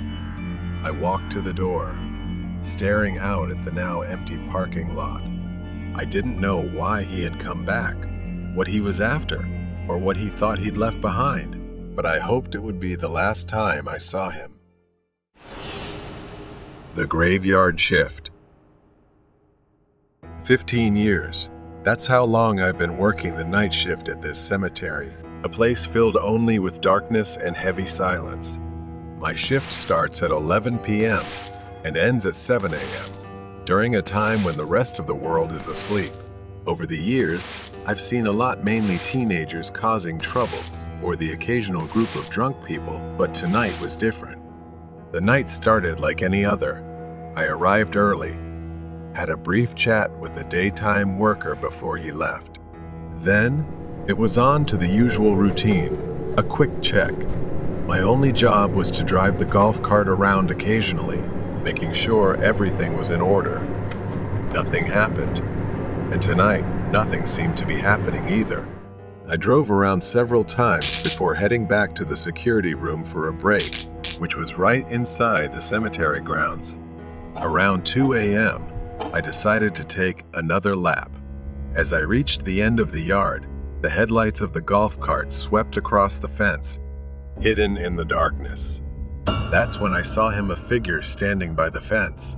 At first, it was just a shadow. I drove closer. Now, I could see it was a man standing outside the fence. His features were barely visible, obscured by the shadows. He was standing still, looking towards me. I didn't want to confront him. Not yet. so I decided to circle the parking lot, hoping he'd be gone when I returned. But when I came back, he was gone. A deep sense of unease began to settle in. I got out of the cart, slowly, scanning the area again to make sure he hadn't snuck in. But everything seemed normal. Nothing was out of place. So I continued my patrol, passing through the entire yard, which took about 15 minutes. Sometimes I would slow down just to make the time go by faster. 15 minutes later, I got back in the cart and returned to the same spot. He was there again, but this time, he was inside the cemetery, standing on the gravel path. My heart raced as I drove closer, the gravel crunching under the tires. He didn't move, didn't react, just stood there, unnervingly still. I got out of the golf cart and started walking toward him. He looked like a man in his 40s, his clothes dirty and old. I stopped a few meters away from him and told him he wasn't allowed in here and that he should leave soon. I spoke, but he didn't respond or even turn his head to look at me.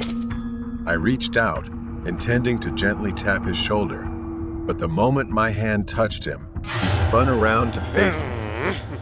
His eyes filled with anger, and for a moment, I thought he might attack me. But instead, he turned and started walking, heading straight for the fence. I stood frozen, watching as he effortlessly walked through the fence and vanished into the darkness on the other side.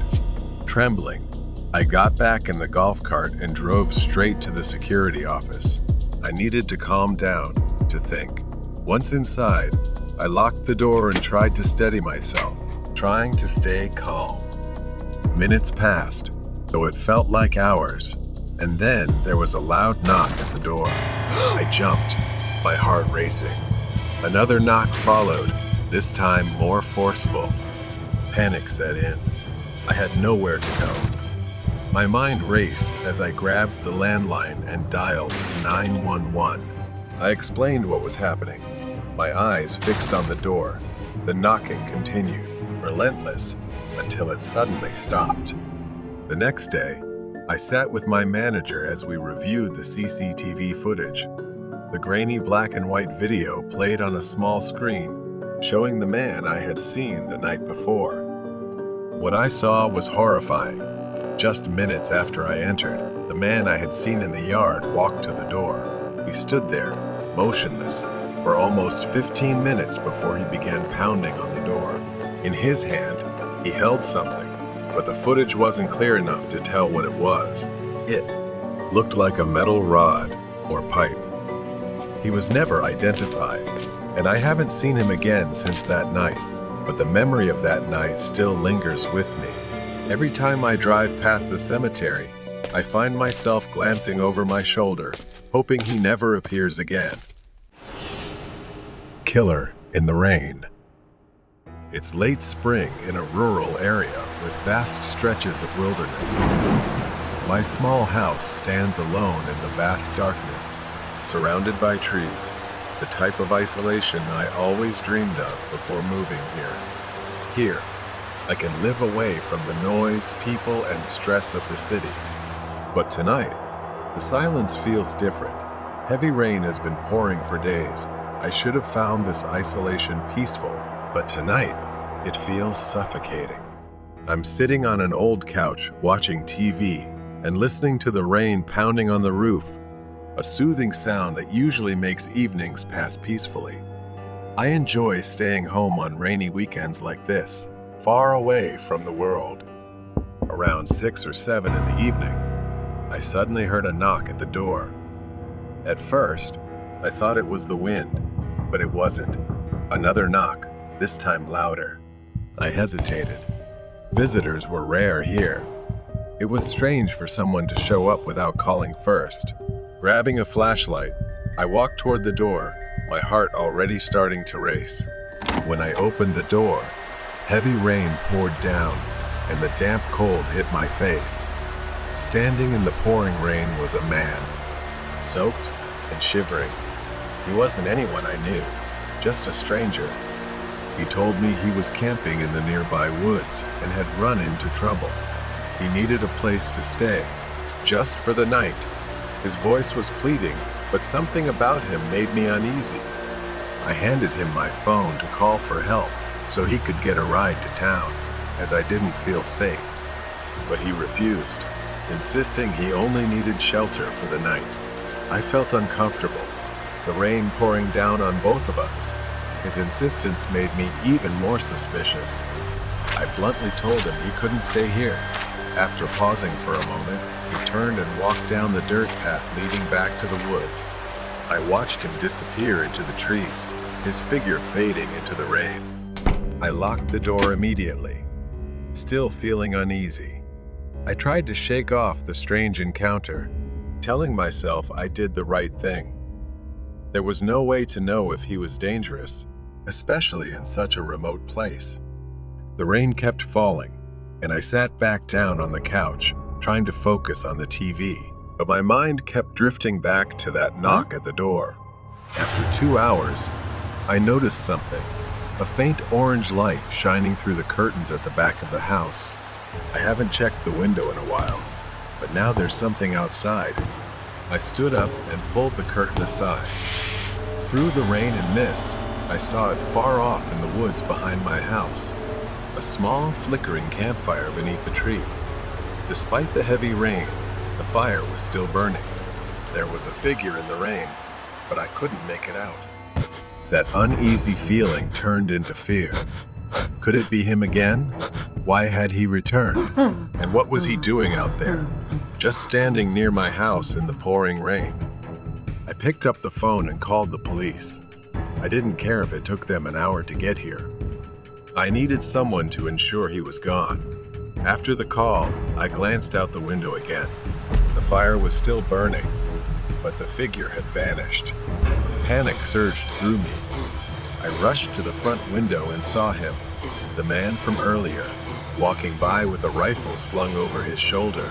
He was heading toward the house, toward me.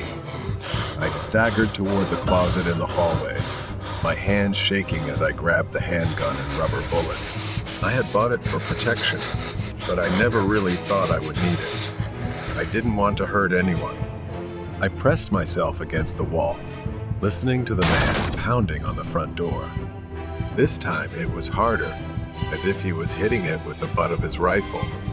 I had to do something. I couldn't let him in. I yelled that I had a gun and it called the police. I stood still, gun in hand, straining to hear any sign of movement. Moments stretched on, and finally, after what felt like an eternity, I looked through the peephole. The porch was empty.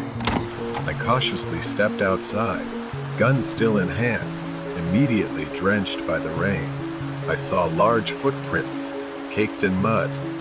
He was probably gone, at least for now. About an hour later, the police arrived and searched the area with flashlights. When they got to the campfire, they found something I hadn't expected.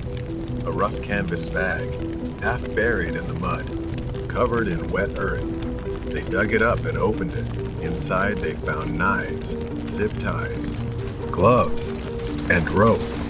They told me it was likely a burglary kit, or worse. I never saw him again after that night.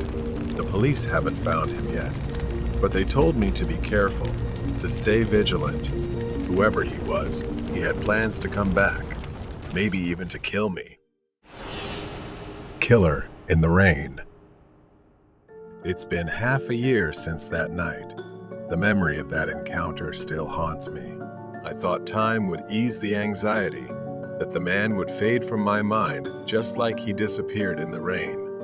But as the months passed, the fear grew more intense. What if he came back? Tonight, as the sun set, the rain returned, pouring heavily, just like that day. I was sitting in my usual spot on the sofa, watching TV despite my efforts. My attention wasn't on the screen.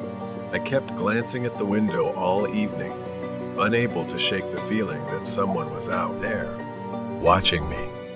Suddenly, there was a knock at the door. The sound cut through the rain, and my heart skipped a beat. Could it be happening again? I cautiously opened the door, but this time I was prepared, my hand resting on the pistol I had placed in the nearby drawer, ready for a moment like this. The porch was empty, except for the relentless sound of rain hitting the ground. But just as I was about to close the door, I noticed something. Footprints. Someone had been here, fresh and muddy, still sticking to the porch. I went back inside and locked the door. I grabbed my phone and called the police, explaining that I thought it was the same man who had tried to harm me years ago, and he was back. They said they'd send someone, but I had no idea how long it would take. For now, I was on my own. The rain continued, growing heavier by the minute, the wind picking up as well.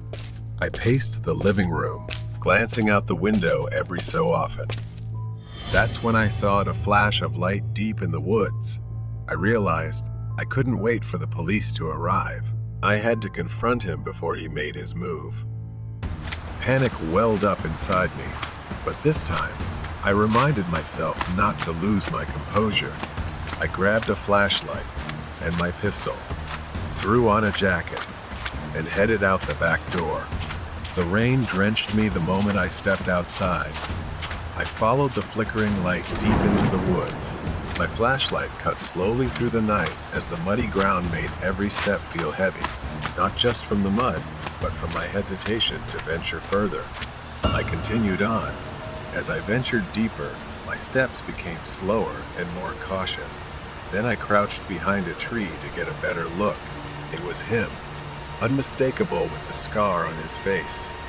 He was there, standing by the fire, his back to me. And in his hand was something different this time, not a rifle, but an axe. I froze, my heart pounding in my chest. The rain sizzled on the fire. I didn't know what he was doing, pacing back and forth, muttering to himself as if planning something. Suddenly, he stopped and turned toward my house. My house. He started walking, a strange smile spreading across his face. At first, he walked slowly, but then his pace quickened, the axe swinging in his hand as if he were preparing for a bloody hunt. He approached the house. I didn't have time to think he only had an axe after all. I pulled out my pistol and stepped out from behind the tree, shouting for him to stop, but he didn't stop. He kept walking, eyes fixed on my house, as if I weren't even there. I fired a warning shot into the air. The sharp sound cut through the rain and thunder. He stopped. For a moment, everything was still, as if the world itself held its breath. Then he turned to face me, cold, empty eyes and that twisted, horrifying smile. He raised the axe above his head. Before I could react, he charged. I fired twice. One shot missed, but the other hit his leg. He staggered, like a zombie, but still got up, the axe still raised. I shot again, this time hitting him in the shoulder. He dropped the axe, collapsing to the ground with a pained scream, unable to bear it anymore. Rain poured down on both of us, the fire flickering wildly in the wind. I stood over him, the gun still aimed, my hands trembling, uncontrollably. Finally, I heard the sound of sirens in the distance. The police were coming. They surrounded the man, disarmed him, and pulled him to his feet. He glared at me as they dragged him away, his eyes filled with hatred. I returned to my house, locking the door behind me, and collapsed onto the sofa. The rain continued outside, but it no longer felt suffocating. For the first time in a long while, I finally felt truly safe. Horrible night train ride. It was a cold autumn evening, and the train station was nearly deserted. The dim streetlights flickered in the distance as I hurried through the empty streets. I had walked for 30 minutes from my university and was about to catch the 9 p.m. train. I ran to the platform just in time as the train stopped in front of me. I stepped inside, glancing at the empty train cars. It was always quiet at this hour of the night, with only a few passengers. I found an empty seat by the window and sat down. I opened my notebook to review my lecture notes. The train gently rumbled as it pulled away from the station. The rhythmic clattering of the wheels on the tracks was soothing, almost enough to drown out the unease gnawing at me. I looked around the train car and was surprised to see another passenger. A girl was sitting a few rows away, her head bowed, her face hidden by long, dark hair. I hadn't noticed her when I first boarded. She didn't move, just sat there, completely still. Something about her posture made me uneasy. She was hunched over as if staring intently at something at her feet, but I couldn't see what. I tried to focus on my notes, but my mind kept drifting back to her. She had been sitting still for a long time. The longer I sat there, the more uneasy I felt. Suddenly, I heard a faint rustling sound. I looked up. She was no longer in her seat. Now she was right in front of me. I found it strange because I hadn't seen her move at all. A moment ago, she had been several rows away, and now here she was, her pale face directly in front of me. Her skin was almost ghostly white, and her eyes were wide, black, and empty, staring at me without blinking. Then she smiled, a smile that made me jump in fear. She began to speak, her voice soft, whispery, and strange. She greeted me and introduced herself as Jan. She then asked for my name. For a moment, my throat went dry, and I couldn't speak. I hesitated, stammering my name. Her smile grew wider, and she tilted her head slightly as if studying me. Nice to meet you, T. Her eyes never blinked, just stared straight into me. I felt a bit uncomfortable, but I tried to remain calm. I told myself she was just a strange student, maybe someone a little socially awkward. After an awkward silence, she finally spoke. She asked me if I had noticed anything strange and why this train was so empty. Then, with a curious tone, she asked if I had heard the rumors. My heart skipped a beat. She leaned closer, whispering, People have gone missing on this train. Everyone at school knows about it. That's why I usually don't take this train. But tonight, I had no choice. Her words sent chills down my spine. I hadn't heard any rumors, but the way she said it, the intensity in her eyes, it gave me goosebumps. I forced a smile, trying to break the tension. I had never heard that story before. I glanced around the empty train car. The train kept moving, the world outside darkening. Suddenly, Jan's expression changed. She froze, her eyes wide as she whispered, trembling, asking if I could hear something.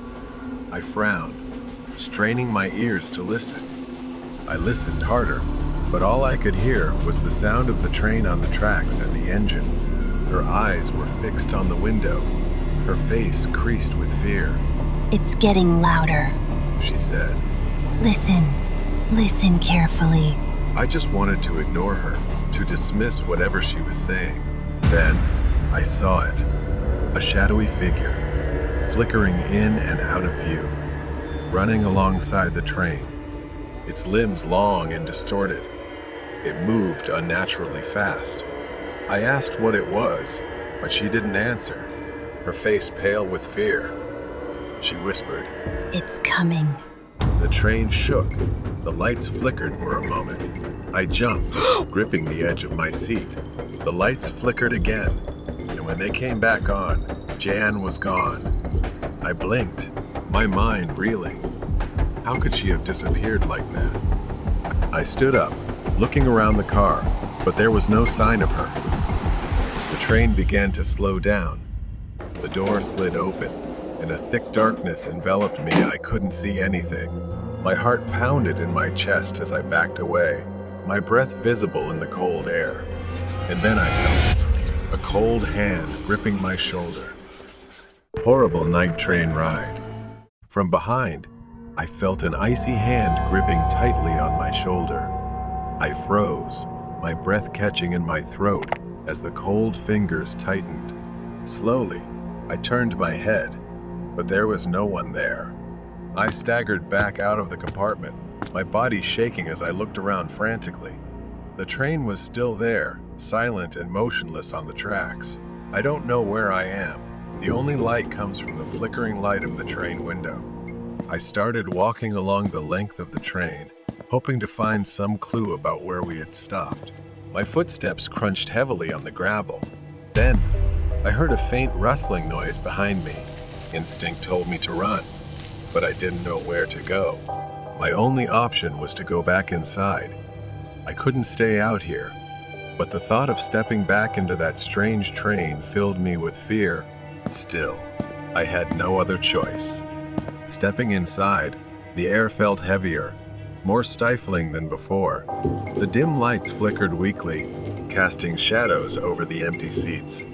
In the distance, near the end of the train car, there was a figure sitting motionless, head bowed, just like the girl Jan I had met. I knew I shouldn't approach, but my legs moved on their own, carrying me toward her. I called out, my voice trembling, "Jan?" I stopped a few feet away, staring at the figure. Her hair hung limply over her face, wet and dripping, as if she had just emerged from a pool of water. I stepped closer, intending to touch her, calling Jan again. She didn't respond. Then, she finally moved. She slowly turned her head toward me, her movements unnaturally stiff, jerking like a robot.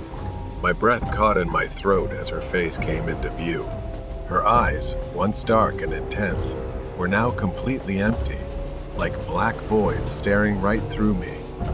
Her skin was pale, almost translucent, and her lips curled into that same strange smile as before.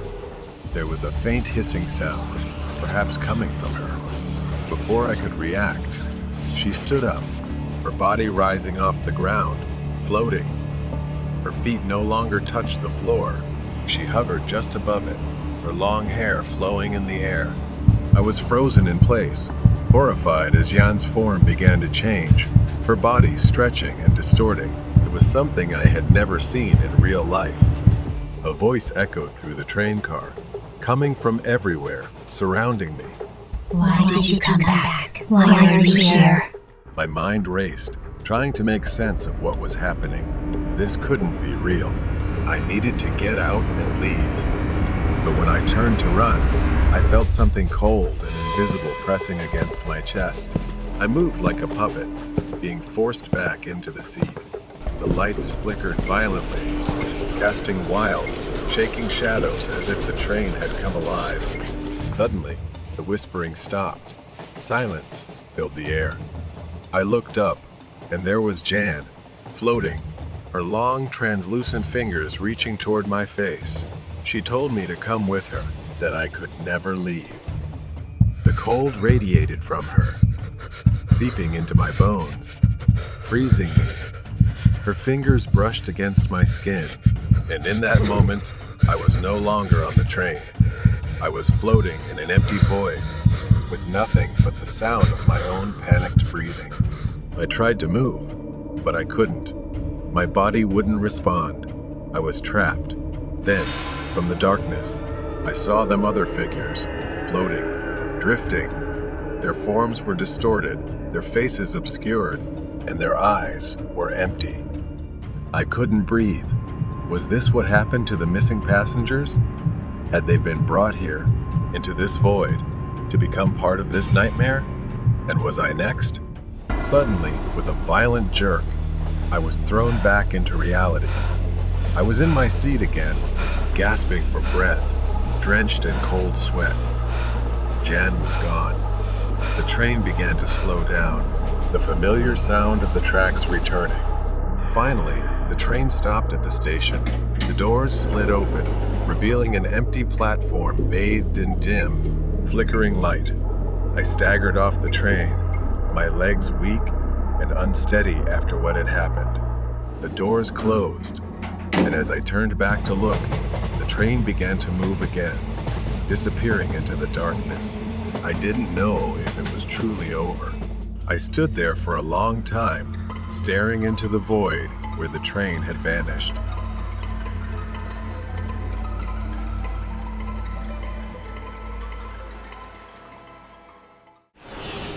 Living parasitically in grocery stores. A small, dimly lit grocery store in a quiet neighborhood. Behind the store is a small warehouse.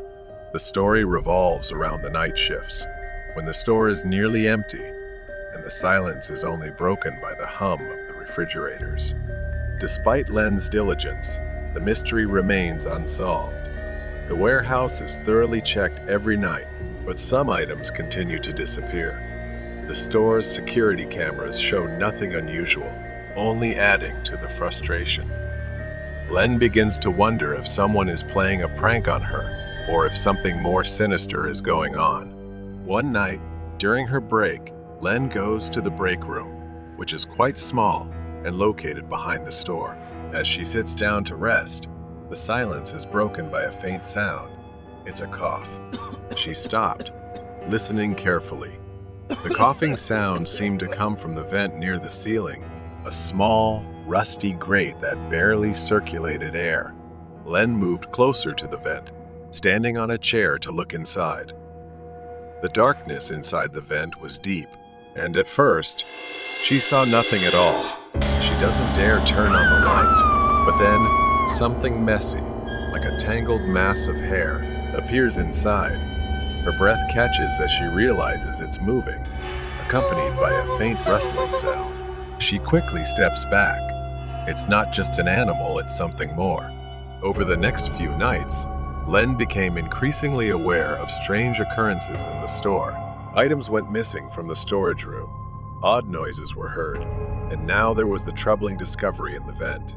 One night, as Len is restocking shelves, she sees something that makes her blood run cold. She catches a glimpse of a man, hunched over, his face hidden in the shadows. He's wearing a dirty coat, and something about him seems very strange. As he moves, Len notices something familiar, the store's C-shaped logo on a wrapper in his hand. He quickly stuffs the wrapper into his pocket and heads toward the restroom.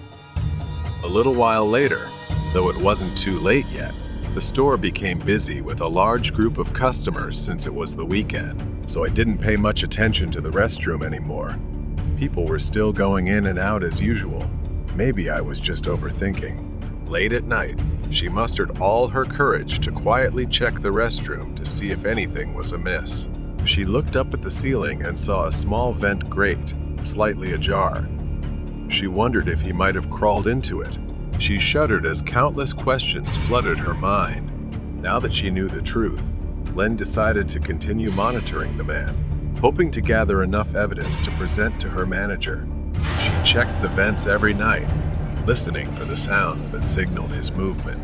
The man was very careful, only appearing when the store was crowded, blending into the crowd before slipping into his hiding spot. As the days passed, Len began to notice more signs of his presence. Wrappers stuffed into corners, footprints in the dust near the vent, and once, the faint smell of sweat lingered in the air when it was hot. The next day, Len decided to confront the man. She waited until the store was at its busiest, knowing he would likely emerge from his hiding place. She positioned herself near the back of the store, close to the restroom, and waited. Sure enough, she saw him. He looked disheveled, his clothes tattered, and his eyes darted around nervously as he slipped into the restroom. She bravely and stealthily rushed in. The man was halfway into the vent, his legs dangling from the ceiling. He froze when he saw her, eyes wide with fear. For a moment, they stared at each other, neither moving. Then, he quickly pulled his entire body into the vent. Len reported the incident to her manager, who was initially skeptical but agreed to call the authorities. When the police arrived, they searched the vents and found signs of someone living there. But the man was nowhere to be found.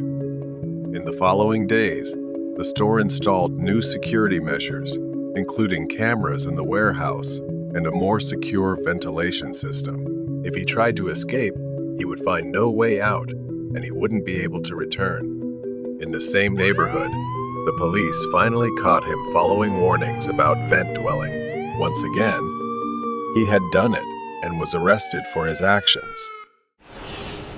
Underground parking and mysterious people. I work the night shift at an apartment complex downtown. The job seems simple enough: monitor cameras, patrol, and ensure the building's security. The building was constructed in the late 60s, and its design left many vulnerable entry points in the parking garage. The association was concerned about security, especially with the occasional break-ins and homeless people finding shelter in the hidden corners of the basement. I had worked here for months, and every night I would check every nook and cranny. Most nights were quiet, normal, even boring. Until tonight. I walked through the dimly lit parking garage, my footsteps echoing. The place was a maze of dead spaces and blind spots. Too many places to hide. Too many areas the cameras couldn't see. My flashlight cut through the darkness, revealing only parked cars and empty spaces. I always hated the door that led to a dead-end hallway. It was an isolated corridor that led nowhere, just a locked door that couldn't be opened from the inside, as if it held some history better left unknown. As I approached the door, it was wide open. A cold wave of fear washed over me. The door was supposed to be locked tight. I swept my flashlight down the narrow hallway. There was nothing, just an empty glass bottle lying on the ground. My anxiety spiked. The thought of stepping into the hallway made me uneasy. I didn't want to get trapped in there, especially knowing the door locked from the outside. But procedure is procedure. I had to follow it, and I couldn't just leave the bottle there. Reluctantly, I stepped inside. I moved toward the bottle, my flashlight reflecting off the cold gray walls. Each step felt heavier than the last. I bent down, picked up the bottle, and stood up. But then, the sound that chilled me to the bone, the door slammed shut behind me. I rushed to the door, panic rising in my chest, and grabbed the handle. It was locked. I pounded on the metal door, screaming for help, but the thick concrete walls swallowed my cries. My heart raced as I realized no one was coming. It was 3 a.m. and I was trapped. I tried my phone, no signal. The thick walls and metal door blocked everything. I was completely cut off from the outside world. I leaned against the cold wall, trying to calm myself down. The flashlight was my only lifeline in the stifling darkness. I switched it off to save the battery, but I could still hear echoes from somewhere. Then the sound of car alarms blared, one after the other. Whoever had locked me in was out there, doing whatever they wanted, smashing car doors, stealing whatever they could. After what felt like hours, I heard footsteps. It was a miracle. Someone was out there, and I had to make them hear me. I pounded on the door with all my strength, shouting loudly. Finally, a deep, raspy voice answered from the other side, and after a moment, the lock clicked. The door opened, and I felt a wave of relief. A passerby, on their way to work early, had heard my banging. I thanked them profusely as I stumbled out of the hallway, my legs shaking, but my relief didn't last long. As I returned to the basement, chaos greeted me.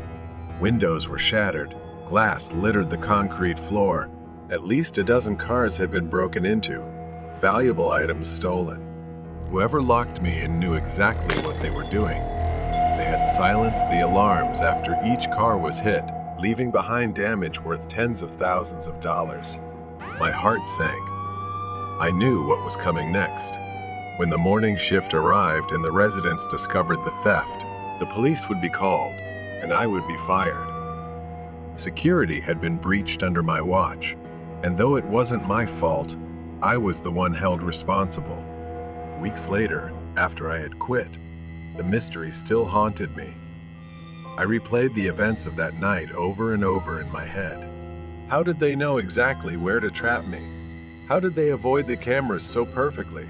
No one was ever caught. The footage showed nothing, just me, doing my rounds. As I walked, I didn't see a thing. Maybe they knew the blind spots of the place too well.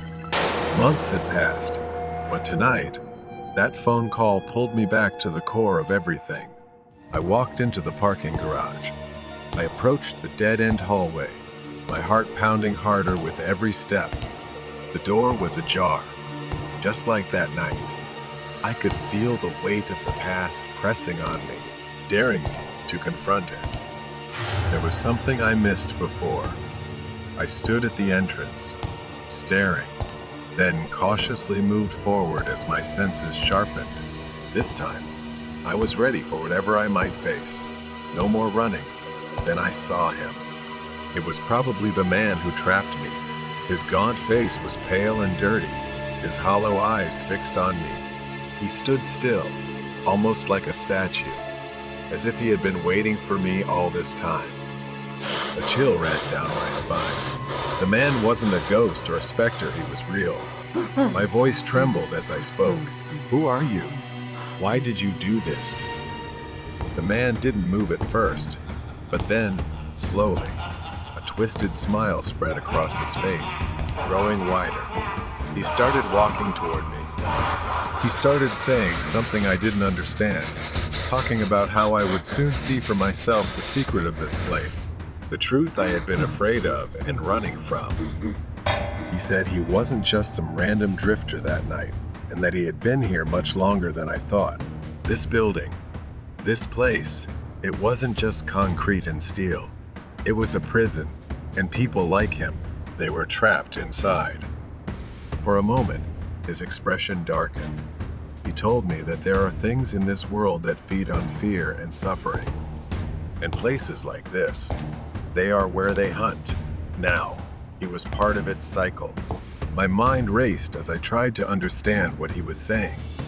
The truth hit me, and I realized this man wasn't just some random criminal. He was a victim of something much darker, something that had taken hold of him and was now trying to take me too. I stepped back, my heart pounding. "I'm not like you. I can still get out of this." His smile widened again, sinister and mocking. I turned, glancing at the door, thinking about running. I clenched my fists, took one last look at the man, then turned and sprinted toward the door. I could hear his laughter echoing behind me, filling the narrow hallway. I ran through the parking garage, then stopped. Standing there, in the darkness, was another figure, identical to the man in the hallway. I froze. This couldn't be happening. More figures appeared, stepping out from the shadows. Each one looked just like him, pale, gaunt. Maybe they weren't real, but they felt so real, their malicious energy surrounding me. I staggered. That man hadn't been lying. This place, this building, it was still alive. It had taken him, just as it had taken others before him. And now it was my turn. But I wasn't going to let that happen. With one last surge of strength, I got up and ran, not stopping until I was far away from the building, the figures fading into the night behind me. I didn't look back. Safe in my apartment, I sat in the dark, the truth of that night still sinking in. The man, the building. I had escaped, but deep down I knew it wouldn't be that simple.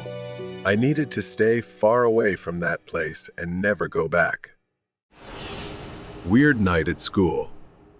I work the night shift as a janitor at a local school.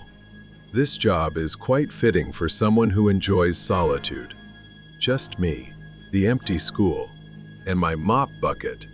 I only talk to my coworker when absolutely necessary. Most of the time, we divide the school and don't see each other during the entire shift. One night, the school was completely silent. The only sound was the occasional echo of my mop hitting the floor. I've done this 1,000 times, but something about this night felt different, as though something was watching me from the darkness. I brushed it off and kept cleaning. I put on headphones, playing music low enough to still hear if someone was around, but everything seemed normal. I took a break to change the water in my mop bucket. When I returned, I noticed something strange. The wet floor sign I had placed earlier had fallen over. I sighed and stepped forward to pick it up, but that's when I saw them. Small, wet footprints leading away from the sign and down the hallway. I followed the footprints, which led to the staircase heading up to the second floor. I stopped, trying to listen for any sound. Then, I saw something move out of the corner of my eye. It was fast, a flicker of motion at the end of the hallway. I rushed to the end of the hallway, but no one was there. At that moment, I heard faint laughter, the giggling of a child. It echoed through the empty school, sending a chill down my spine. I turned, searching for the source, but saw no one. A loud crash suddenly broke the silence. The sound came from the first floor. My mop bucket had been tipped over, spilling water into a large puddle. My blood boiled with frustration. Someone was messing with me, and I wasn't in the mood for games. I grabbed a dry mop and started cleaning up. I couldn't shake the feeling of being watched as I tried to figure out what was happening. Were there students still in the building? Had someone snuck in after hours? I decided to talk to my coworker. Maybe she had seen something too. She laughed and told me I was joking with her. She looked at me, completely puzzled, shaking her head. I've been here the whole time. I couldn't make sense of it. I left her workspace and went back to finish my shift. Another hour passed. I was trying to make up for lost time when, without warning, the entire school went dark. For a moment, I was surrounded by darkness. Then the emergency lights flickered on, bathing everything in a dim red glow. It felt like the entire building had turned into a horror movie set. I knew where the electrical room was, so I decided to head there. But before I could reach it, I heard a scream, my coworker's scream, echoing through the school, filled with terror. I ran toward the electrical room, fear welling up inside me. When I reached the door, I noticed it was slightly ajar. When I pushed the door open, I expected to see my coworker inside. Instead, there was a figure standing in the dark. I couldn't tell who it was, but something about it felt off. The figure moved closer. Before I could pull out my phone, it lunged forward and slammed the door shut in my face. Panicked, the first ran away. I needed to find my coworker. When I reached her area, her mop bucket was lying in the middle of the hallway, but she was nowhere to be found. I called out her name, but there was no response. The only sound was faint laughter, echoing again through the empty hallway. The whispers made me freeze. I turned quickly, gripping the mop handle tightly, ready to defend myself. I moved slowly and cautiously. Something was happening here, something I couldn't explain. I headed up to the second floor, where I had heard the laughter earlier. When I reached the hallway, I noticed something strange. The wet footprints, the same ones I had seen earlier, had returned. I stared at the small, damp prints, which seemed to be heading toward me. I ducked into the nearest classroom, slamming the door shut behind me. I leaned against it, trying to catch my breath, my hands trembling. That's when I saw the blackboard. Scrawled in large, jagged letters were the words, "Hello." Had someone come in here? But I hadn't heard anyone enter. Suddenly, I heard the door rattling. Something was trying to get in. The handle twisted violently, shaking as though someone, or something, was pounding on it. I backed away, gripping the mop handle like a lifeline. The pounding on the door stopped. I slowly crept toward it and pressed my ear against it. But there was nothing. I reached for the doorknob, turning it as gently as possible. I cracked the door open slightly and peered into the hallway. I cautiously stepped out. scanning for any signs of movement. I had to find my coworker. I couldn't stay in this school alone any longer. As I walked down, from where I stood, I saw a shadow at the bottom of the stairs. It didn't move, just stood there, a dark figure faintly visible in the red light. As I got closer, I saw a young boy, maybe 13 or 14, standing with his back to me, wearing a tattered school uniform. I reached out, hesitating for a moment before speaking. "Hey, are you okay?" The child didn't respond. I took another step forward, my hand trembling as I reached out to touch his shoulder. Then the child turned around, a horrifying mask, pale and soulless eyes, blood dripping from his nose, and a wide, toothy grin aimed at me. The child let out a blood-curdling scream that echoed through the stairwell, a shrill, piercing sound that felt like it was ripping through my skull. I staggered backward, dropping the mop. I ran as fast as I could down the hallway. I didn't care where I was going. I just needed to get out. The hallway seemed endlessly long in a horrifying way. I burst through the door into the gym. The gym was pitch black. I backed away from the door, my body trembling with fear. The footsteps stopped. The door remained shut. For a brief moment, I thought I was safe. But then, from the far corner of the gym, I heard it, a basketball bouncing. There, in the far corner, the child still stood, his face twisted into that eerie grin, holding a basketball and bouncing it slowly.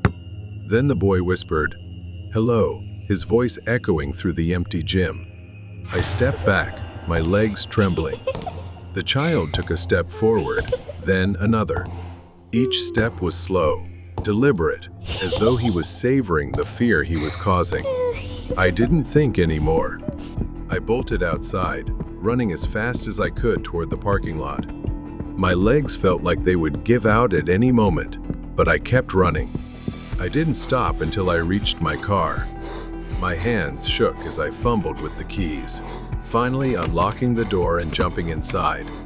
As I started the engine, I looked back at the school.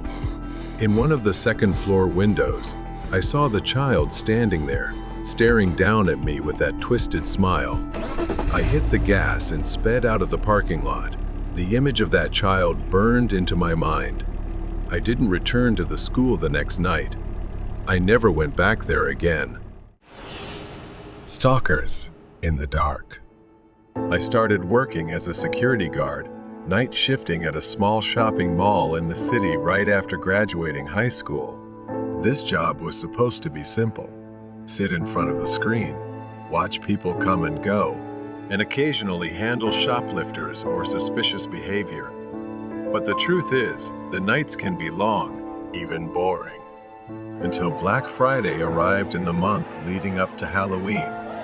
I had heard stories about the chaos, people acting as if they were clawing to get the best deals. It was madness, pushing and shoving like a zombie apocalypse. This year, I was scheduled for the dreaded Black Friday shift. It was my second year, and I thought I knew what to expect. What I didn't expect was the note. When I arrived for my shift that evening, I found a note waiting for me on my desk, right in front of the row of CCTV monitors. It simply read, "If you're in the dark, stay indoors." It was puzzling, and I had no idea who it was meant for or what it referred to. I felt a bit uneasy but brushed it off. Maybe it was a prank or something the cleaning crew accidentally left behind. I didn't want to dwell on it and focused on my job. As soon as the mall opened, chaos ensued. People pushed and shoved, scrambling for discounted items. Every walkie-talkie on the team was buzzing non-stop.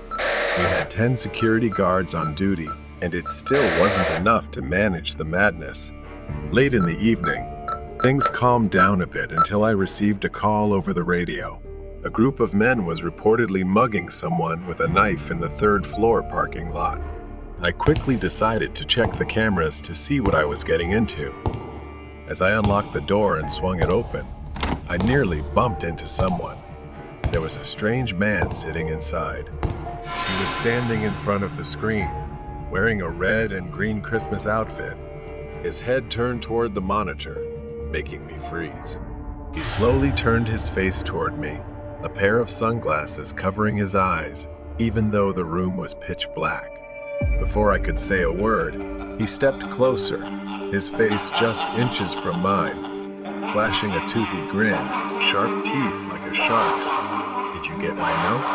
I reached for the walkie-talkie, but before I could do anything, the lights in the room went out, plunging us into complete darkness. I raised my hands, bracing for him to lunge at me, but instead, I felt nothing. I shone the flashlight, and he had vanished, leaving the room empty with just me standing there. I tried to calm myself and refocus on my pressing duties. The dimly lit corridors of the mall were filled with strange decorations, shadows, and the faint echo of creepy sound effects coming from the nearby costume shop. As I walked around, I noticed something strange. A life-sized mannequin in the costume shop window. It was dressed in an outfit identical to that of the strange man. I turned to look behind me as I heard a noise coming from behind, glancing through the shop's glass. The mannequin was no longer inside. Suddenly, the lights flickered, and I heard a raspy laugh behind me. I turned around, my flashlight cutting through the darkness, and there he was, the man, grinning horrifically and then lunging toward me. I stumbled back, narrowly dodging him. I weaved between the aisles and ran up the escalator, my heart pounding as I tried to put as much distance as possible between us. After what felt like an eternity, I reached the security room and slammed the door shut, locking it tight behind me. I quickly accessed the camera feeds, searching for any sign of the man. My hands trembled as I scrolled through the screens, but I couldn't find him anywhere. Then, on one of the feeds, I saw him standing in the hallway just outside the security room, staring directly into the camera. A sinister smile plastered across his face, waving at me. I grabbed the walkie again, calling for backup, but the signal was distorted. Suddenly, the lights went out, plunging the room into darkness. I hurriedly fumbled for my flashlight. A creaking sound like claws scraping the door echoed. I braced myself, gripping the flashlight like a weapon, as the door swung open and he stepped inside, laughing mockingly at my fear.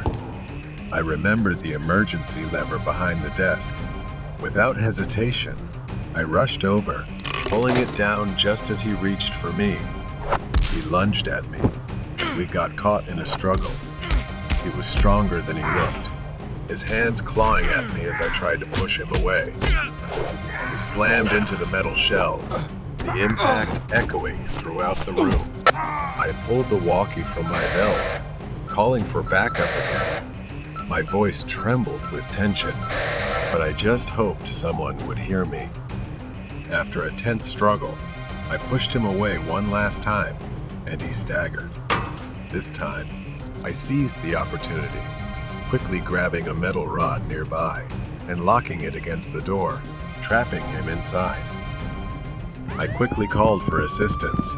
I stood guard at the door, listening to his screams from the other side. Within minutes, 2 officers ran down the hallway, guns drawn. They reached me, and I unlocked the door, stepping back as they stormed in.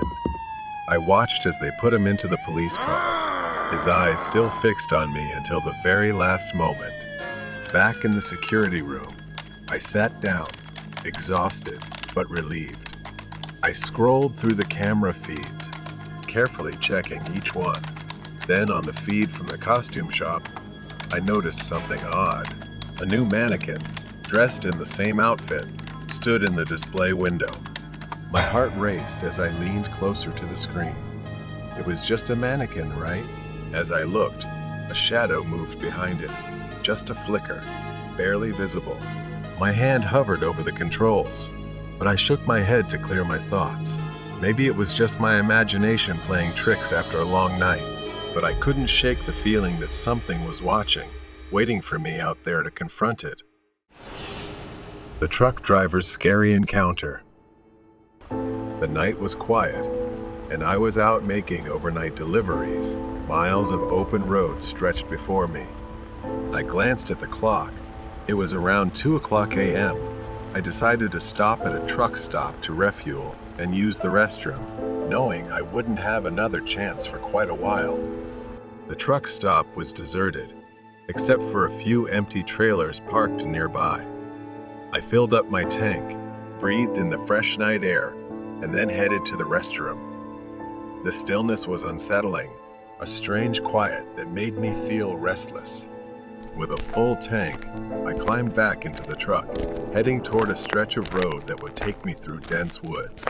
It was a long, desolate road, flanked by trees on either side, with no towns, no lights, just the road and the dark forest.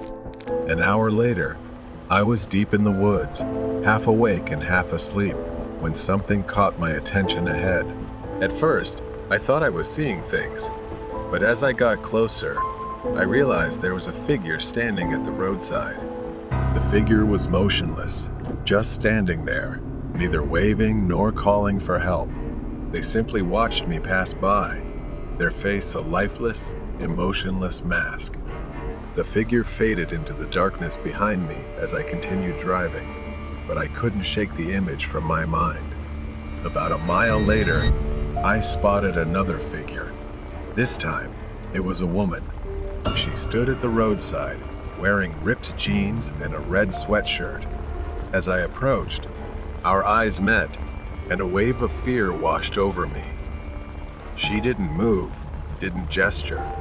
She simply stared, her gaze cold and unblinking. I glanced in the rear-view mirror, catching a final glimpse of her as she turned her head to watch my truck go by. Her eyes locked onto mine through the glass. I gripped the steering wheel tighter, trying to shake off the fear and keep going. I turned my attention back to the road, and my heart nearly stopped. Lying in the middle of the road was a body, sprawled out, arms and legs wide. I slammed on the brakes, the weight of the truck lurching forward as I came to a sudden stop. My mind raced as I stared at the figure lying in the road. I couldn't tell if they were dead or alive, but they were completely motionless. There were no signs of an accident, no debris, no skid marks, just this body, as if they had simply lain down in the middle of the road. A part of me felt compelled to get out, to check on them, but another part screamed that something was very wrong. The forest loomed on both sides, thick and dark, and I couldn't shake the feeling that I was being watched, that there were eyes lurking in the shadows just out of the reach of my headlights. I slowly maneuvered the truck around the body lying in the road, my heart pounding, my mind swirling with doubt. Maybe I should stop and check, just to make sure they were okay. A terrible sense of fear writhed in me, but there was something about the stillness, the way they lay there, that felt wrong. I stopped the truck at a short distance, reluctantly stepping outside, my eyes scanning the dark woods on either side. As I moved closer, each step was heavy and hesitant, my gaze still fixed on that figure. I was almost there when a horrifying realization struck me. The body was no longer lying on the ground. It was standing upright, staring directly at me with empty, soulless eyes. My heart skipped a beat, and a wave of panic surged within me. He turned around. The figure took a step forward, his movements jerky. Perhaps that was when I realized I had walked into a trap. I turned to run back to the truck, but the figure lunged forward, moving quickly, intent on hunting me. I had no choice but to flee into the woods. The tree shadows closed in around me, and I could hear heavy footsteps, relentless and close behind me. I weaved through the underbrush, ducking to avoid low branches, panting as I struggled to keep moving. The forest was dark, and I easily lost my bearings. Suddenly, I tripped and hit the ground hard. Pain shot through my ankle as I tried to get up, but the figure was closing in. his face twisted with malice. I grabbed a fairly large broken branch, holding it out in front of me as he slowly advanced with a sinister grin. We clashed in the darkness lit only by moonlight, the forest echoing with the sounds of our struggle. I fought back with everything I had, but he was strong, moving quickly and violently. I felt the force of his punches, and when he kicked at my hip, I stumbled back, gasping for breath. Just when I thought it was all over, a loud bang echoed through the trees. The man froze, glancing over his shoulder, his expression shifting to one of panic. I followed his gaze and saw a hunter standing nearby, his rifle aimed directly at my attacker. Under the dim moonlight, the hunter's face was hard and resolute. He pulled the trigger, and my attacker stumbled back, clutching his shoulder, momentarily dazed. The hunter stepped forward, his presence calm and authoritative, still aiming his gun at the wounded man. The attacker staggered, trying to flee, but he was no match for the hunter. The hunter quickly seized him, easily subduing him. He pulled out his phone and called the police. I thanked him, feeling lucky to have someone to help me. I collapsed to the ground, relief and exhaustion washing over me all at once. Soon, the flashing lights of police cars cut through the darkness, illuminating the forest. Officers approached, weapons drawn, securing the area as they took my statement. As the sun began to rise, I felt safety return. I let out a trembling breath, relaxing my grip on the wheel. I had survived the night, but I knew what I had seen was not just my imagination. I couldn't shake the feeling that it had been a setup, a trap designed to lure me out of my truck and into the darkness. And the scariest thought was that there might be others, lurking in the trees, waiting for me to stop, ready to pounce the moment I let my guard down. A few days later, I learned the police's conclusion. They called me into the station for a statement and some information. I found out that the man I had encountered, the one lying in the road, was not a stranger to the area. They identified him as a notorious criminal, wanted for a series of highway robberies targeting truck drivers on that very stretch of road. The officer explained that he and his accomplices had perfected their scheme, staging fake accidents to lure drivers out of their vehicles. They would lie in wait in the woods, ready to ambush anyone who fell for the trap. The strange encounters I had with the figures by the roadside were all part of their twisted game, a psychological tactic to unsettle and confuse victims before the final act. Thanks to the intervention of the hunter and the swift response of the police, they tracked down the criminals and apprehended him. With him now facing serious charges, I knew he wouldn't be lurking in the shadows, preying on unsuspecting people any longer. As I left the police station, a sense of closure enveloped me. I had survived that night, and though the memory still sent chills down my spine, I knew those roads were now safer for everyone. But I would never forget the dark figures lurking in the woods, or the feeling of being watched from the depths. I climbed back into my truck, wondering how many others had fallen victim to those evildoers, but hoping that I would never encounter anything like that again. Nightmare Neighbor. The old, tall apartment building stood under the dim glow of the streetlights. It was late, and most of the windows were dark. Rena stood outside the building, staring up at the second floor where her apartment was. She had lived here for a few months, and the place had always been quiet. Until Arthur moved in next door. Rena's apartment was at the end of the hallway on the second floor, and the trip to take out the trash usually took only a few minutes. But tonight, she felt eyes on her. As she was about to turn the corner at the end of the hall, there he was. Arthur was standing by his door, as if waiting for her. He always found a reason to talk and stand too close to her. She kept her head down, mumbled a quick greeting, and brushed past him toward the stairs. This time, he said nothing. A chill ran down Rena's spine. Something was different tonight, something that made her more uneasy than before. Rena stepped into her apartment and quickly shut the door. She took a moment to calm herself, telling herself she was overreacting. She turned off the lights in the living room, planning to head to bed and watch some TV. It was late, and she was tired but not quite ready to sleep. As she passed the broom closet, she heard a faint sound, like a rustling from inside. Her heart skipped a beat, and she froze, staring at the closet door. With trembling hands, she reached for the closet handle. She hesitated. Every instinct screamed at her not to open it, but she had to. She couldn't just leave it. She pulled the door open. Arthur was standing there, in her closet. For a split second, time seemed to stop. He was just standing there, staring at her, unblinking, with a twisted smile on his face. She gasped, stumbling backward. Her heart raced as panic rose inside her. He stepped forward, crawling out of the closet like a predator closing in on its prey. She ran into the bedroom, slamming the door shut, but she didn't have time to lock it. The door flew open, and Arthur was right there, his face wild. She dashed for the bathroom, her final place of refuge.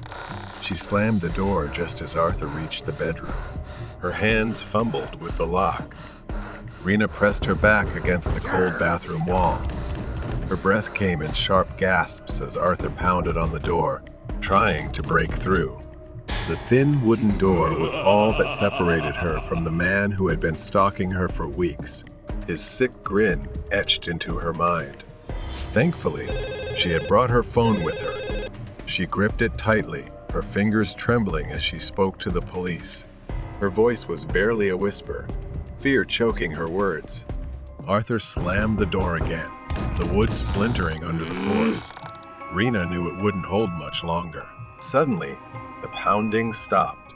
She held her breath, pressing her ear to the door, straining to hear any sound. Was he gone? Had he given up? Arthur stood outside the bathroom door, his breathing ragged, his eyes wild with anticipation. His patience was wearing thin.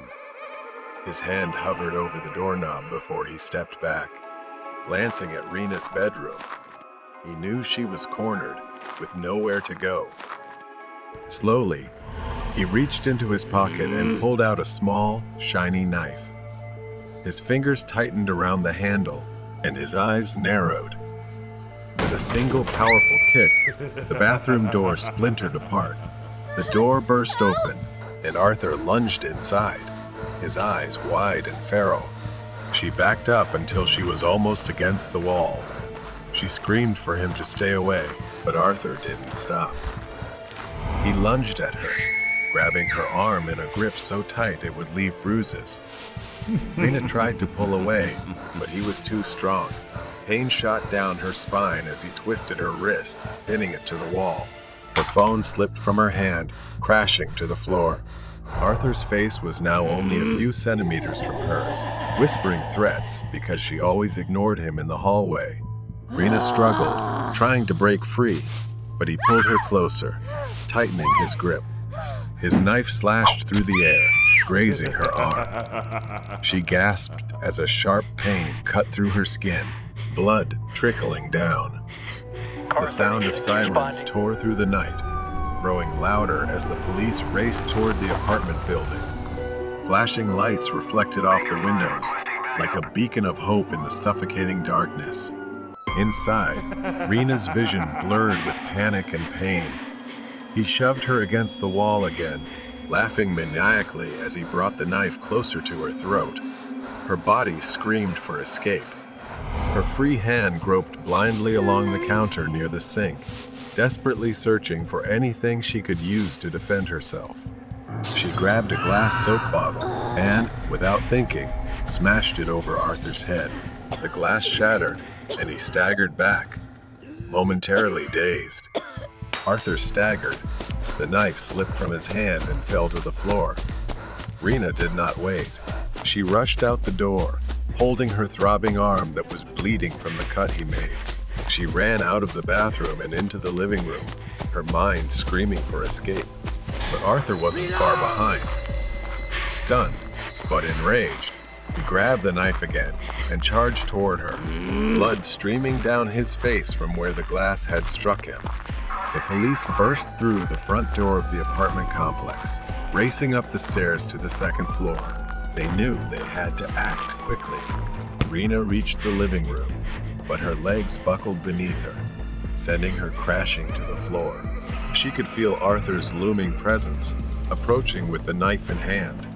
His eyes were now filled with rage, the twisted delight gone. He reached for her, grabbing her hair. Rena winced in pain, trying to get up, her body screaming for help. Arthur growled, his voice low and venomous. "There's nowhere left to run, girl." Just as he raised the knife again, the apartment door burst open with a loud crash. The police swarmed into the apartment, guns drawn. "Drop the weapon," one of them shouted, their voices slicing through the tension. Arthur hesitated, giving Rena the opening she needed. She kicked his leg hard, causing him to cry out in pain. She ran toward the police, gasping for breath, blood dripping from her arm. But the nightmare was finally over. Rena sat on the edge of the ambulance, her mind still reeling, her body in shock. She watched as the police loaded Arthur into the back of their car. The flashing lights of the police car faded into the night as they drove away. Man in black cloak. The sun shone down on a small village nestled among towering mountains. An old suspension bridge stretched across the rushing St. River, its wooden planks creaking in the wind. His name was Brandon, and he was sitting at the table, surrounded by stacks of books as he prepared for the bar exam. The stress weighed heavily on him, and he decided to take a break in a secluded spot. Stepping outside, the chilly late October air hit him. Brandon walked past a few nearby houses, the crunch of dry leaves underfoot creating a soothing sound. As he approached the suspension bridge, he gazed at the rushing river below. He closed his eyes, taking in the fresh air of nature. Suddenly, he felt the presence of someone nearby. He opened his eyes and saw a man in a black cloak standing in the middle of the bridge, fully shrouded. Brandon's heart raced as he saw the man drawing something on the railing of the bridge. A sense of unease rose within him, and he chose to avoid the man, turning back toward the forest along the riverbank. The overgrown trail ahead was thick with brush. He carefully tread over the uneven ground, trying to shake off the lingering anxiety after his encounter with the man.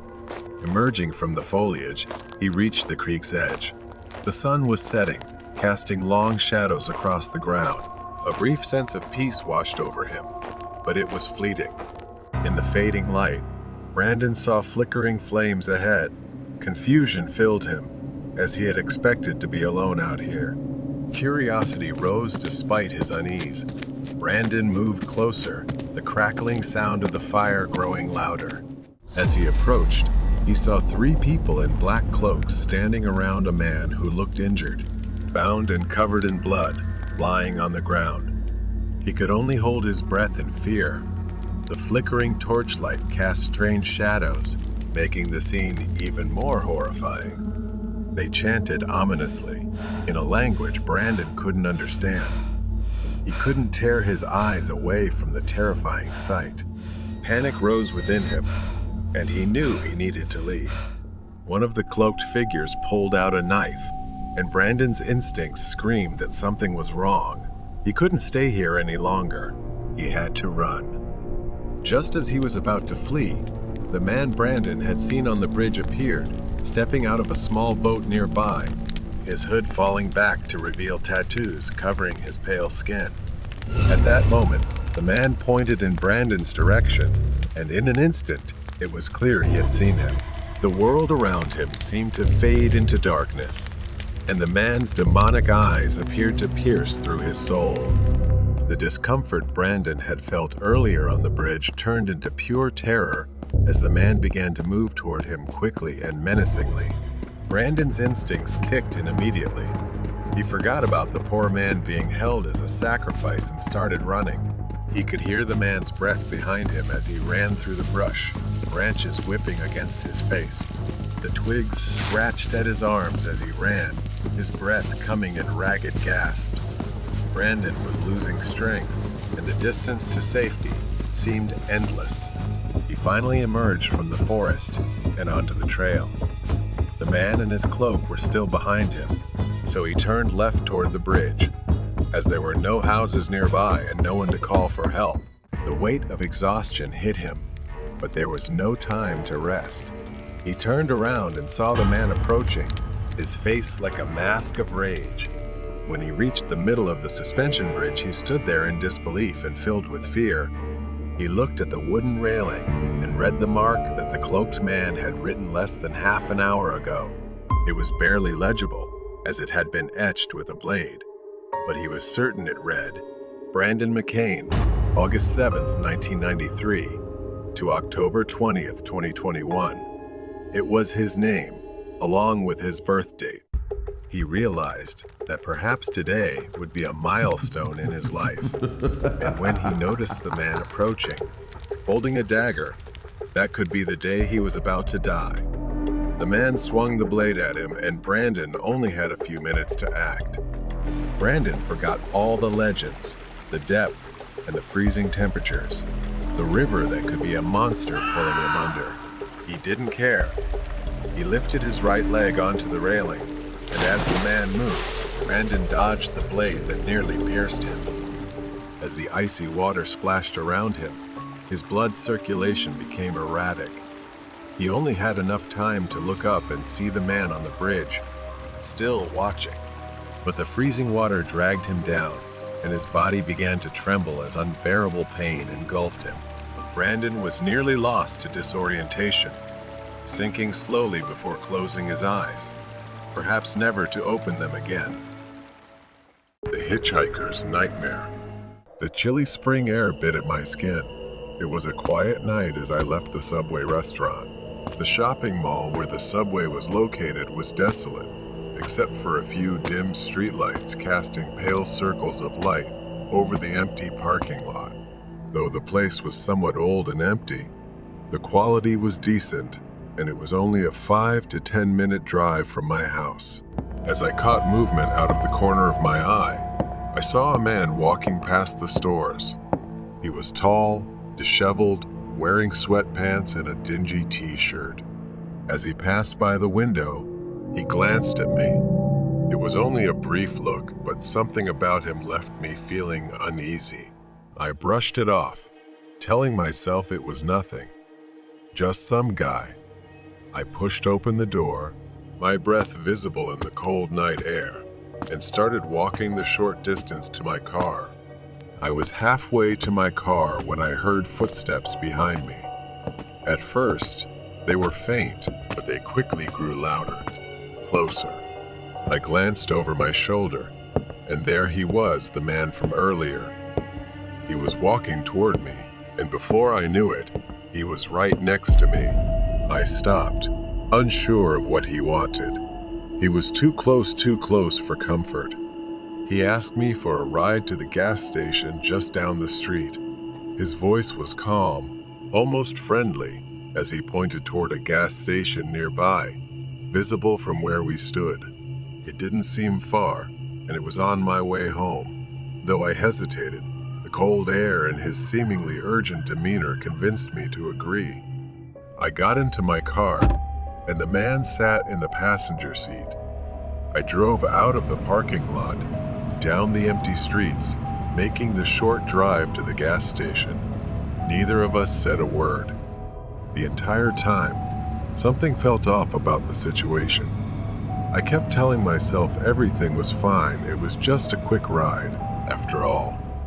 When we arrived at the gas station, I parked in the back of the lot.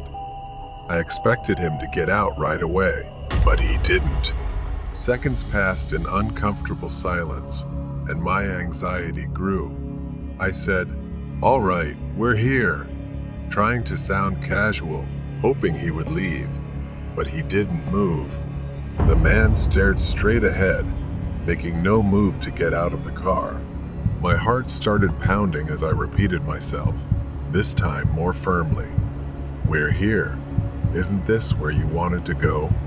Finally, he spoke. His tone had changed. It was no longer friendly but cold, almost irritated. He told me this wasn't the right gas station and that he needed to go to a different one farther away. I glanced at the gas station in front of us, confused and worried. I was sure this was the place he pointed to. I gripped the steering wheel tighter. I told him I wasn't going any farther and that I needed to go home. The man didn't reply. He just sat there, silent. The tension in the car was building, and I could feel my pulse quickening. I asked him to get out, my voice now shaky. He refused and said no. I glanced around the gas station, looking for someone who might help. A few cars were parked under the bright lights, but I didn't dare move. He seemed stubborn, and I was scared he might harm me. I felt trapped, like the walls of the car were closing in on me. Suddenly, a noise broke the tension, a car door slamming nearby. I glanced into the rearview mirror and saw a woman stepping out of her car, walking toward the gas station store. Seeing someone else, even from a distance, gave me a brief surge of courage. I turned back to him, my voice stronger this time. "I need you to get out of my car, right now." His expression hardened, his eyes narrowing as he leaned slightly toward me. His voice was low, almost a whisper, as he said he wouldn't get out until I took him where he needed to go. I couldn't take him anywhere else, and I couldn't sit there any longer with the fear gnawing at me. I glanced back at the gas station, hoping someone would look my way, but no one did. I needed an exit, and fast. I reached for my phone, trying to act as casual as possible. I said, "Okay," to buy myself some time, pretending to check the GPS for the other gas station he claimed he wanted to go to. He said nothing, but his eyes never left me. As my hand fumbled for the phone in my pocket, I could feel his gaze, watching my every move. My heart raced as I unlocked my phone, pretending to look up directions. In reality, I was opening the keypad. My mind raced, calculating how quickly I could call for help without him noticing. But before I could act, he suddenly lunged at me, grabbing my wrist. Panic exploded in my chest. He squeezed my wrist painfully as he leaned closer, his face just inches from mine. I tried to pull away, but he held me tight. His voice was cold, threatening, telling me not to even think about it. I froze. My breath became shallow as I tried to stay calm and think of a way out. The gas station lights cast harsh shadows on his face, making him look even more terrifying. Out of the corner of my eye, I saw a police car pulling into the gas station, its headlights sweeping over the parking lot. The other man must have seen it too, because his hand suddenly loosened my wrist. Without warning, he let go of my wrist, opened the door, and got out of the car. He didn't look back, just walked quickly into the darkness behind the gas station. For a few minutes, I sat there in stunned silence, trying to process what had just happened. My wrist throbbed where he had grabbed me, but I was too shaken to focus on the pain. I took a deep breath, my hands trembling as I started the engine. I didn't want to stay there any longer. Without looking back, I drove out of the parking lot and onto the road, my headlights cutting through the darkness. As I drove, my mind replayed the encounter over and over, each detail etched into my memory. What did he want? What would have happened if the police hadn't shown up? One thing was certain: I would never make the mistake of letting a stranger into my car again. When I finally got home, I parked in my driveway and sat in the silence of my car for a long time, staring out at the empty street. The weight of what had just happened settled over me, And for the first time that night, I allowed myself to fully feel the fear. After resting for a bit, I was scrolling through the web to calm my nerves when I stumbled upon Complaint and wanted reports about a man who looked exactly like the one I had encountered. He was known for tricking people into giving him rides, then using various methods to steal something. He wanted after following his victims. Using the phone number I found in the article, I immediately reported to the local police where I last saw him, right that same night. Thank God, I realized how lucky I was to have escaped that mysterious man and survived. Lucky that the police had been there. Lucky that I hadn't driven him farther and made it home safely. Stranger at the campsite. A woman, Lena, in her 20s, stood at the edge of the familiar trail leading to her campsite. Her hiking backpack was slung over her shoulders, and a neatly rolled up tent was strapped to it. She breathed in the fresh air, savoring the tranquility of nature. Lena had been camping here for years, escaping the monotony of her small town. The forest was her refuge. Lena moved forward, following the trail leading to the lake. The setting sun filtered through the trees. She felt at home here, but today, a strange unease crept into her chest. As Lena rounded the corner and arrived at the clearing by the lake, her heart skipped a beat. Standing near the water's edge was a man. He appeared to be in his 40s, wearing regular swim trunks and a faded white t-shirt. His small tent was already set up, not far from where hers would be. He was staring out across the lake, his back turned to her. Lena hesitated for a moment. She usually camped alone, and seeing someone else here made her feel uneasy. With a slight shrug, she moved a little further from his tent and began setting up her own. She gathered large stones, arranging them into a neat circle to prepare for her campfire later. As she was absorbed in her work, she noticed movement. The man was no longer facing the lake. He was staring directly at her, standing eerily still. Lena's heart raced. She tried to ignore him, focusing on her campfire. But every time she glanced up, he was still there, motionless, his eyes locked on her. Her discomfort grew. She awkwardly raised her hand and waved. Maybe he was just being polite. Maybe he wanted to say hello. But after a moment of silence, the man simply turned and walked along the shore without acknowledging her. Lena frowned. Something about him didn't feel right, but she shook off the thought. She grabbed a chair and sat by the shore, determined to relax and enjoy the view. Hours passed, and the sun began to set. Lena packed up her chair and returned to her campsite. She started a campfire, hoping to relax after the strange encounter. As she stared into the flames, her eyes drifted toward the tree line. A figure stood in the distance, partially hidden behind a tree. Lena squinted, trying to make sense of the shape. It was the man in the white shirt. He had returned, standing there, watching from a distance. Lena quickly shifted her chair to the other side of the fire so she could face him. Time passed slowly. The man stood frozen in place as the forest around them grew darker. The shadows deepened, and soon, his figure became blurry, blending into the trees. Even though it was dark, Lena knew he was still there.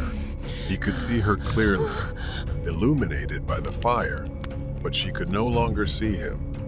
Fear gnawed at her. What was he doing? Why hadn't he returned to his tent?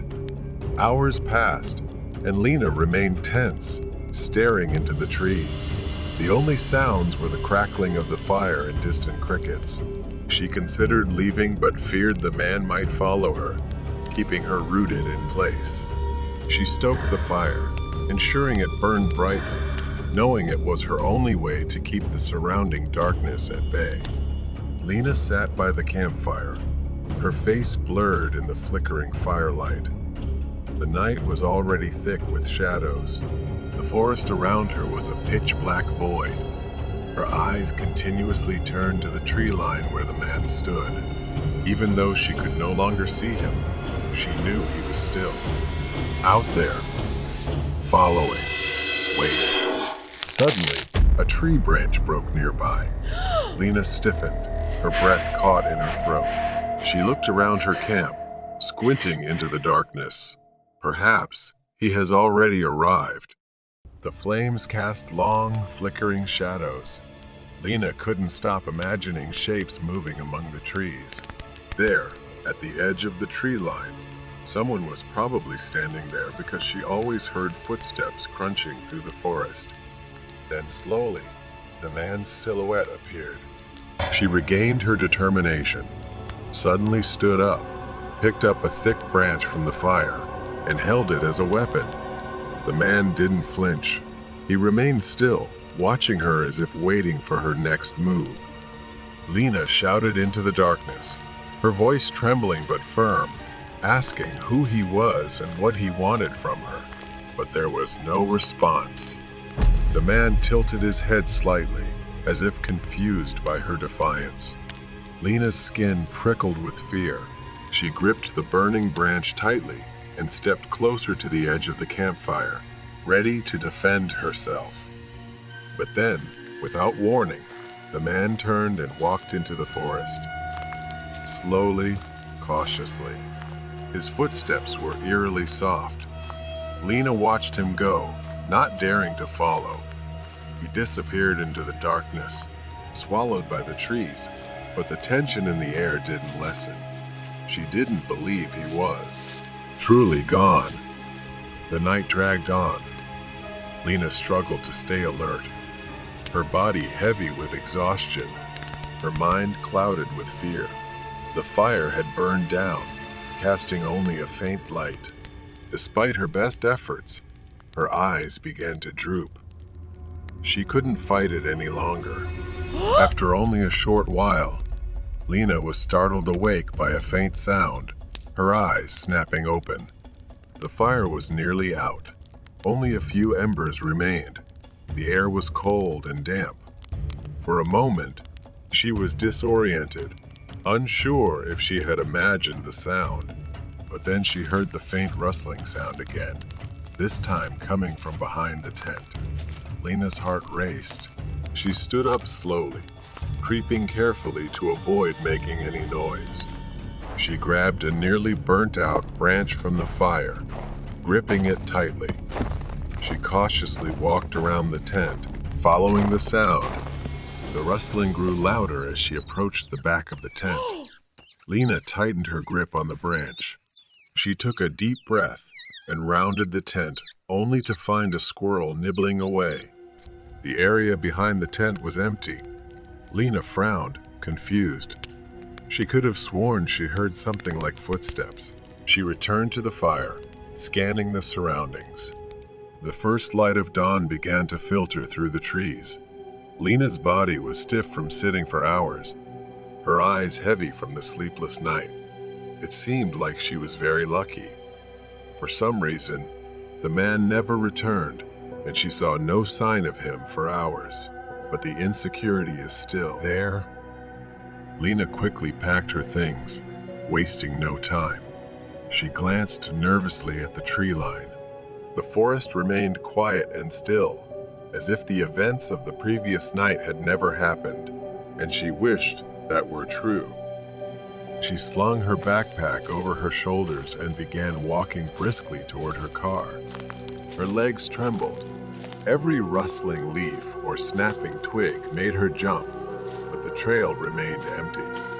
As Lena neared the parking lot, she began to feel a sense of relief. She could see her car up ahead, the only vehicle in sight. She quickened her pace, eager to leave the forest and the strange man behind. But as she reached the clearing, she froze in her tracks. His tent was still there. She slowly, cautiously, walked toward it. The tent flap was slightly open, the inside dark, but there was nothing there. Lena backed away, her mind racing. What kind of game was this? Was he even real? She snapped out of it and hurried toward her car. She slammed the door shut, her hands trembling as she started the engine, and drove off. As Lena sped down the winding road, she glanced into her rearview mirror. Standing at the edge of the forest, partially hidden by the trees, was the man in the white shirt. His hand was raised, thumb out, as if hitchhiking. Lena pressed the gas pedal harder, her car speeding away, and she never looked back or returned to that forest again. It left her with an unforgettable memory, perhaps the worst camping trip she'd ever had.